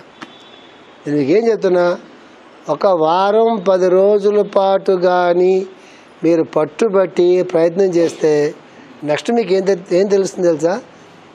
దేన్నైనా వదిలిపెడితే మళ్ళా దాని మీద మనకి ఆ ఇచ్చ అనేది ఉంటుంది చూసారా, అది పోతుంది సుమా అని తెలుస్తుంది. అదంత కష్టం కాదు సుమా అని తెలుస్తుంది. చిన్నటితో మొదలెట్టాలి, పెద్ద వాటితో మనం మొదలెట్టలేము. చిన్నవాటితో మొదలెట్టినప్పుడు మీకు ఆ ఈచ్ తెలుస్తుంది. అదే యోగా కర్మస్ కౌశలం అంటే చిన్నవాటితో మొదలెట్టాలి. ఉప్పు కొంచెం తగ్గితే కొంపలే మునిగిపోవు కదా, ఉప్పు ఎక్కువ వద్దని కదా టీచింగ్. థైరాయిడ్ పేషెంట్స్ తప్పిస్తే మిగతా వాళ్ళు ఎవరు కూడా మనం వేసిన ఉప్పు వేసుకోకూడదు కదా టీచింగ్. ఉప్పు కొంచెం తగ్గించండి, తగ్గించి చూడండి సరదాగా. మిగతా వాళ్ళకి వేయండి, అది దింపేటప్పుడు కాస్త కలిపి వాళ్ళకి పెట్టేసేయండి, మిగతా ముందు మీరు తీసుకోండి. కారం అంత మంచిదే కాదని కదా, గ్యాస్ట్రిక్ ప్రాబ్లమ్స్ వస్తే లివర్ చెడిపోతున్నాను కదా. చాలా థియరీస్ ఉన్నాయి హెల్త్ ప్రకారంగా. ఇప్పుడు హెల్త్ ప్రకారంగా మొదలెట్టండి అభ్యాసాలు చెప్పాం కదా. సీరియల్ సరదాగా సీరియల్ అని చెప్పాను. ఫోన్లు మొదలెడతాం, తగ్గించండి. సెల్ ఫోన్ కాదు ల్యాండ్లైన్ చేయమని చెప్పండి ఫ్రెండ్స్ అందరికి. నువ్వో ల్యాండ్లైన్ పట్టుకో, నేను ల్యాండ్లైన్ పట్టినా ₹125 ఎంత ఉంటుంది అద్దె. దాని బతుకంతా ₹125, ₹150 ఉంటుంది ల్యాండ్ ఫోన్కి. నువ్వు ల్యాండ్ ఫోన్ పెట్టుకో, నేను ల్యాండ్ ఫోన్ పెట్టుకో, ల్యాండ్ ఫోన్లోనే మాట్లాడదామని చెప్పండి. ఎంత రేడియేషన్ ఆ భూగోళానికి మిగులుతుందో, ఎంత రేడియేషన్ మన బుర్రకి మన మెదడుకి మిగులుతుందో, ఎంత మంచి జరుగుతుందో ప్రపంచానికి. అసలు ఎంత మంచి లోకహితం అంటే అలాగే ఉంటాయి. పెద్ద పెద్ద లోకహితాలు మనం ఏం చేసేలేము. మహాత్మా గాంధీలాగా, మార్టిన్ లూథర్ లాగా, మదర్ తెరెసా లాగా మనం ఏం చేసేలేము. చిన్న చిన్నవి మనం చేసినవి చాలు ప్రపంచాన్ని మొత్తాన్ని మార్చేస్తాయి. అట్లాగా ఏదైతే ప్రపంచానికి మంచిది కాదు, సమాజానికి మంచిది కాదు, దేశానికి మంచిది కాదు, ఆరోగ్యానికి మంచిది కాదు, మనస్సుకి మంచిది కాదు, కుటుంబానికి మంచిది కాదు, ఆర్థికంగా మంచిది కాదు, సామాజికంగా మంచిది కాదని ఏదైతే ఉంటాయో జాగ్రత్తగా మనం లిస్ట్ అవుట్ చేసుకుని ఇంట్లో మిగతా వాళ్ళకి మనకి కొత్తగా జ్ఞానోదయం అయింది కాబట్టి వాళ్ళని ఇబ్బంది పెట్టకుండా మనం చేసుకుంటూ పోతే నిజంగా దాంట్లో లోకహితం కానీ, సమాజహితం కానీ, ఆరోగ్యం కానీ మనకు నిజంగా బాగుంటే ఖచ్చితంగా పక్క వాళ్ళు కూడా దాంట్లోకి వస్తారు. వాళ్ళు రావాలని మనం తొందరపడకూడదు, రావాలని మనం కోరుకోకూడదు. మనం అంటూ చేసుకుంటూ వెళ్తే మనం మంచిగా ఉంటే పక్క వాళ్ళు ఎందుకు రారు? వాళ్ళు కూడా మంచిగా ఉండాలనే కదా ఉంటుంది, వాళ్ళకి ఆనందంగా ఉండాలనే కదా ఉంటుంది, వాళ్ళకి వేరే రకంగా ఏమి ఉండదు. మనం దాన్ని ఇష్యూగా చేసామనుకోండి వాళ్ళకి ఇరిటేషన్ వస్తుంది. మీకు తెలుసా, మీకు తెలుసా, మీకు తెలుసా, మీ చేతి కరెక్ట్ కాదు, అది కరెక్ట్ కాదు, ఇది అప్పుడు ఇరిటేషన్ వస్తుంది అట్లా. ఎప్పుడు కూడా గుర్తుపెట్టుకోండి. చెప్పి ఒకటి చెప్పేసి నేను అయిపోయింది కదా, ఇక్కడ ఆపేద్దాం. వాల్మీకి ఆత్మవాన్ కో చిత్తక్రోధ అని కీర్తించను. సమాధి అనే పదమునకు అది అండర్లైన్ చేసుకోండి. సమాధి మాస్టర్ ఇచ్చిన ఎగ్జాంపుల్, మాస్టర్ ఇచ్చిన డెఫినేషన్ ఎవరు డెఫినేషన్ లేరు. సమాధి అనే పదమునకు తన యందు తాను అధిష్ఠించుట అని అర్థము. అనగా మనస్సు మునగునవి అధిష్ఠింపరాదు, అది చెప్తున్నారు. ఇది మన యందు మనం అధిష్ఠించడం అని చెప్పారా మాస్టర్ గారు. అది చాలా కష్టం, అది అర్థమవడానికి టైం పడుతుంది. అందుకే చిన్న ఎగ్జాంపుల్ చెప్పా. కాఫీ మనల్ని చేస్తుందా, మన కాఫీ అని నేను చెప్పట్లేదు, రేపొద్దున మీ ఇంటికి వస్తే కాఫీ కూడా మానేవ్వకండి. కాఫీ ఎగ్జాంపుల్, చిన్న ఎగ్జాంపుల్ చెబుతున్నాను. కాఫీ మనల్ని చేయిస్తుందా, మనం కాఫీని చేయిస్తామన్న పాయింట్ ఇక్కడ. కాఫీ మనం జయిస్తే అర్థం ఏంటంటే మనస్సు మనం జయించింది అని అర్థం, మన నాలుక మనం జయించింది అని అర్థం, మన ముక్కు మనం జయించింది అని అర్థం. లేదు మనం మానేసామనుకోండి, మనం కాఫీని జయించాను. కాఫీ పెద్ద పాయింట్ కాదు. మన మనస్సుని, మన కాఫీ తాగాలన్న కోరికని, ఆ సువాసనలో వచ్చినప్పుడు మన ముక్కు ఆహా ఏమి కాఫీ వాసన అనేటటువంటి ఆ ముక్కు పీల్చుకునేటటువంటి ఆ వాసనని, ఆ దానికిలోంచి లాలాజలం ఊరుతుందే కాఫీ, ఆ టేస్ట్, ఆ స్మెల్ రాగానే దాన్ని జయించే అని అర్థం. ఒక ఇంద్రియాన్ని జయిస్తే మనం తెలియకుండా మూడింటిని జయిస్తాం మనం. ఆ ఇంద్రియం, దాని పక్క ఇంద్రియం, మనస్సు, మూడింటిని జయిస్తాం. ఒక ఇంద్రియాన్ని జయిస్తే మనం మూడింటిని జయించినట్టు సైమల్టేనియస్గా. ఇంకో ఇంద్రియాన్ని జయిస్తే ఇంకో మూడింటిని జయించినట్టు. అట్లా పంచేంద్రియాలని జయించాలంటే ఏం చేయాలో పెద్ద సిలబస్ పెట్టుకోకుండా చిన్న సిలబస్ పెట్టుకోవాలి లైఫ్లో. జాగ్రత్త. పంచేంద్రియాలు అంటే ఏంటి? చెవి అనుకోండి, చెవి కూడా ఒక ఇంద్రియం కదా మనకి. ముక్కు ఒక ఇంద్రియం, కన్ను ఒక ఇంద్రియం. 5 ఇంద్రియాలని పెట్టుకోవాలి. పెట్టుకున్న తర్వాత చెవిని ఇంద్రియంగా, చెవి మీద సాధన మొదలు పెడదాం అని అనుకున్నాం అనుకోండి. చెవి లక్షణం ఏంటి? వింటాం, చెప్పడం కాదు కదా, వింటాం. సో నోటితో కొంచెం కష్టం కానివ్వండి, చెవితో పెట్టుకుంటాం, ఏదో ఒకటి పెట్టుకోండి. మొత్తం మీద మనకేంటి ఆ ప్రిన్సిపల్ అర్థం కాదు. ప్రిన్సిపల్లోకి మేము వెళ్ళాలి, ఆ ధర్మంలోకి సాధనలో మేము వెళ్ళాలి. నోటితో కొంచెం కష్టం లేని చాలా మాటలు చెప్పే కదా, చాలా మాటలు కాఫీ మానేసినట్టుగా ఉంటుంది నోటితో పెట్టుకుంటే. చెవితో పెట్టుకుందామండి, చాలా ఈజీ. పొద్దుట లేవగానే పక్కింటి వాళ్ళకి వినిపించుకుంటా మనకు మాత్రం వినిపించేలాగా తక్కువ శబ్దంతో చక్కటి రామదాస్ కీర్తనలో, అన్నమాచార్య కీర్తనలో స్తోత్రాలు, శ్లోకాలు, మరోటో చక్కగా మంత్రస్వరంలో, అంటే పైంటి వాడికి, పక్కింటి వాడికి, ఆ పక్క వీధిలో వాడికి, ఒక ఆవిడ ఎవరో మా తెలియదు గారు మహాతలు ఎవరో పొద్దుపూట ఉచ్చేశ్వరంతో కీర్తనలు పాడుతుంది మా ఇంటి దగ్గర పెద్ద మైక్ పెట్టి. మేమేమో ఆ పిల్లగా ఏంట్రా బాబు ఈ కీర్తనలు, ఏంట్రా బాబు స్తోత్రాలు మంచివే, భగవంతుడి స్తోత్రాలు, ఏంట్రా బాబు అనుకోకూడదు. కానీ ఆ స్వరం అవన్నీ చూస్తారేమో అలా అనిపిస్తుంటుంది. సాధన ఏమో ఊరుకోవాలి, ఏం చేస్తాం కూడా సాధన ఏమో ఊరుకోవాలి. అట్లాంటి ప్రయోగాలు చేయబాకండి. అంటే మందరస్వరంలో చక్కగా టేప్ రికార్డర్ లేదా ఏదో పెట్టుకుని పొద్దుకు లేవగానే చక్కగా ఉంటుంది. ఆదివారం నాడు ఏ స్తోత్రం వినాలి, సీడీలు ఉంటాయి, లేదా మన జాతక రికార్డ్ చేయించుకోవాలి. ఆదివారం ఏ స్తోత్రాలు వినాలి, సోమవారం నాడు పొద్దుకు లేవగానే ఏ స్తోత్రంతో మొదలెట్టాలి, మంగళవారం నాడు పొద్దుకు లేవగానే ఏ స్తోత్రంలో మొదలెట్టాలి. జాగ్రత్తగా ప్రోగ్రామ్ చేసుకుని అది చేసుకున్నాం అనుకోండి, ఆ పొద్దుటే ఏ వారం దాని సమయం అధిష్టాన దేవతల తాలూకు ఆ స్తోత్రం విని మనం డే మొదలెట్టాం అనుకోండి, ఎలా ప్రేయర్తో మొదలెడతాం అనుకోండి, ప్రేయర్కి ముందో తర్వాత చెప్తున్నాను మీకు నేను. అది వింటూ అలవాటైన తర్వాత ఎవరైనా మాట్లాడుతుంటే మాట్లాడకు అని కాకుండా తర్వాత మాట్లాడతానని చెప్పడం ముందు అలవాటు చేయాలి. మాట్లాడకంటే ఈ ట్రైనింగ్ లేదు, పోయింది. భగవంతుడు అలాగే పరీక్ష పెడతాడు. దీని ట్రైనింగ్ ఇద్దాం అనుకున్నాగా, దీని ట్రైనింగ్ ఇద్దాం అనుకోలేదు కదా. అందుకే ఎప్పుడు కూడా మనిషి కేంద్రంలో ఉండాలి. పరిధిలో ఉంటే చెవికి ట్రైనింగ్ ఇద్దాం అనుకుంటే భగవంతుడు ఇక్కడ టెస్ట్ చేస్తాడు. దీని ట్రైనింగ్ ఇద్దాం అనుకుంటే ఇక్కడ టెస్ట్ చేస్తాడు. అందుకే ఆత్మవంతుడు అంటే తనని తాను అధిష్ఠించుకున్నటువంటి వాడు కేంద్రంలో ఉంటాడు. ఈ మొత్తం అంతా వాడి చేతిలో ఉంటాయి. అది సమాధి ధ్యానానికి పరమావధి. దేంతో మనం ప్రారంభించినా కూడా అన్నిటికీ అది స్ప్రెడ్ అవుతూ పర్మియేట్ అవుతూ ఉంటుంది. అది చెబుతా అనుకున్నాం మనం, ఇంకో 5 నిమిషాలు ఉంది. చెబుతా అనుకున్నాం మనం, మంచి స్తోత్రాలు వినాలనుకున్నాం, అయిపోయింది, బాగుంది. ఉదయం అది పెద్ద కష్టమైన ప్రోగ్రాం కదా. మీ అందరూ సాధారణంగా మీ అందరూ వంట చేసుకుంటూ చేస్తుంటారు. ఆ టేప్ రికార్డ్ బాబా అది అలా అరుస్తూ ఉంటుంది. ఇక్కడ మీరు పక్క చెవిలో సెల్ ఫోన్ పెట్టుకుని ఒక చేతిలో గరిటె పెట్టుకుని మాట్లాడుతూ ఉంటాం, అది అరుస్తూ ఉంటుంది. దానివల్ల ఏం రాదు, ఏమీ రాదు. చెప్పుకోవడానికి పనికి వస్తుంది పక్కింటి వాళ్ళకి. మా ఇంట్లో ఎప్పుడు విష్ణుదాసరావు అలా ఉంటుందండి, దాని మాత్రం మనకు వస్తుంది. అట్లాంటి సాధన కాదు ఇది. అయిపోయింది. 2 ఎవరో ఫోన్ చేశారు, ఏమండి మీకు తెలిసిందా ఆ పక్కింటి ఆవిడ అనగానే వెంటనే ఏమైందండి, వెంటనే వంట ఆపేసి ఏమైందండి, పక్కింటి ఆవిడ ఏమైందండి, మచిలీపట్నంలో అయితే వెంటనే ఒక విషయం చెప్తారు. చెప్తే బాగోదు. గుళ్ళో పౌర్ణమి పూట మచిలీపట్నం స్పెషల్, ఎవరు మాట్లాడినా వెంటనే ఒకే విషయం చెప్తారు, ఏమైంది అనగానే.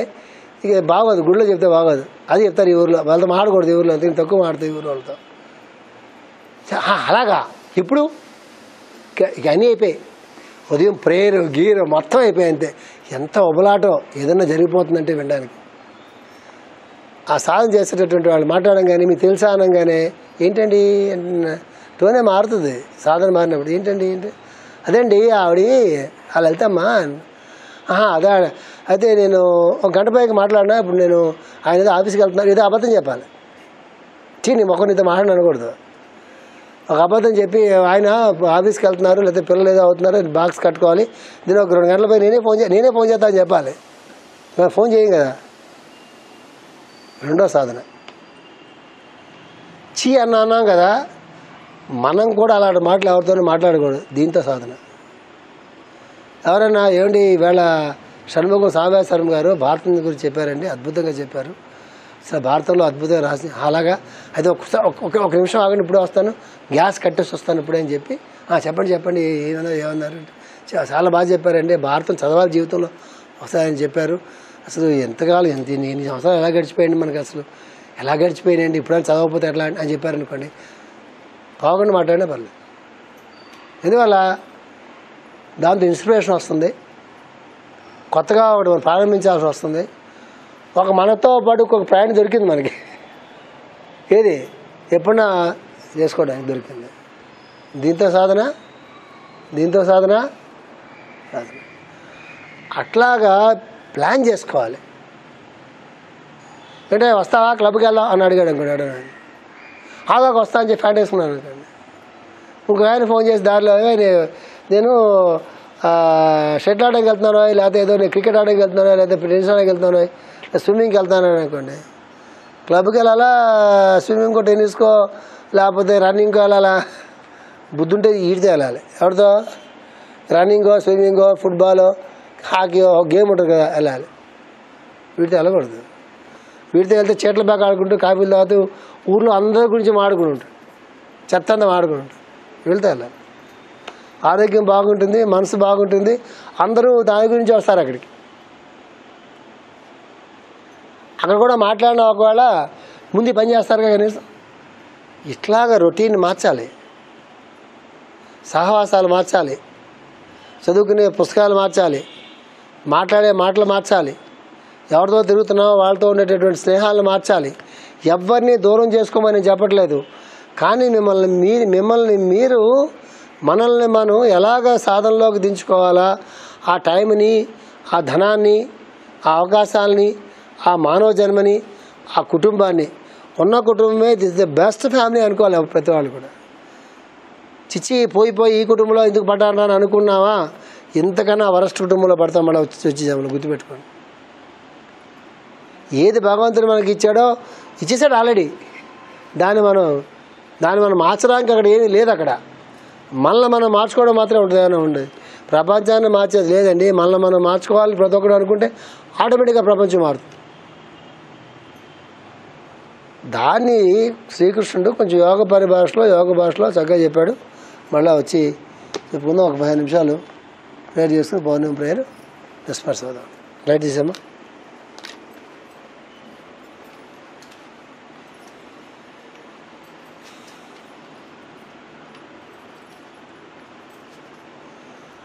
ఈ మంత్ జూన్ 21 నుంచి జూలై 20 వరకు 21 వరకు కర్కాటక రాశిలో సూర్యుడు ఉంటాడు. కాబట్టి కర్కాటక రాశి కంప్లీట్గా 2 ఊపిరితిత్తులకి పక్కన హృదయానికి సంబంధించిన రాశి. కాబట్టి ఈ నెల మొత్తం అంతా కూడా జాగ్రత్తగా మనసులో పెట్టుకోండి. ఈ ధ్యానం ఎప్పుడు చెప్పలేదు నేను మీకు. ఇది సాధారణంగా మార్నింగ్ పూట చేయాలి, అయినా ఇప్పుడు చేస్తాం మనం. రాత్రి పౌర్ణమి కాబట్టి ఉదయం పూట చేయాలి. ప్రేయర్ అయిన తర్వాత చేయండి, ప్రేయర్లో కాదు.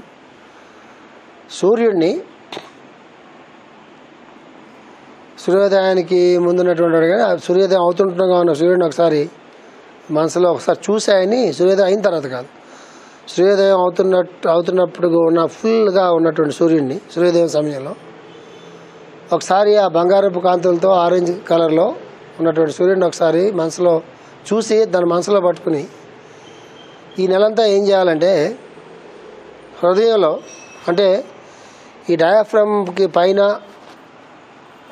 కంఠానికి కింద ఉన్న మొత్తం పార్ట్ అనమాట. ఏంటంటే ఈ లంగ్స్, హార్ట్ ఉన్న మొత్తం పార్ట్, రెండు రిప్స్, ఆ పార్ట్ మొత్తం అంతా హృదయ స్థానానికి, అంటే డయాఫ్రమ్కి పైన బాగాన ఆ సూర్యుడిని ఒకసారి మనం విజువలైజ్ చేయాలి అక్కడ. ఇది చాలా గొప్ప ధ్యానం. ఇది ఆ సూర్యబింబాన్ని, ఆ సూర్యభగవాన్ని మనం ఒకసారి ఉదయం పూట చూసి, సూర్యోదయ సమయంలో చూసి, ఆ వెలుగులతో పాటుగా ఆ సూర్యబింబాన్ని మనస్సులో మనం ముద్రించుకుని దాన్ని ఆ భాగంలో, ఆ సూర్యుని ఆ భాగంలో మీరు ధ్యానం చేయాలి. కొంతసేపు ఆ బంగారపు హిరణ్య కాంతులతో ఉన్న సూర్యుడు, లేక ఆరెంజ్ కలర్లో ఉన్నటువంటి సూర్యుడు, అరుణ కాంతులతో ఉన్న సూర్యుడు మీ హృదయంలో మీరు ప్రదర్శించిన తర్వాత ఆ రూపం ఎస్టాబ్లిష్ అయిన తర్వాత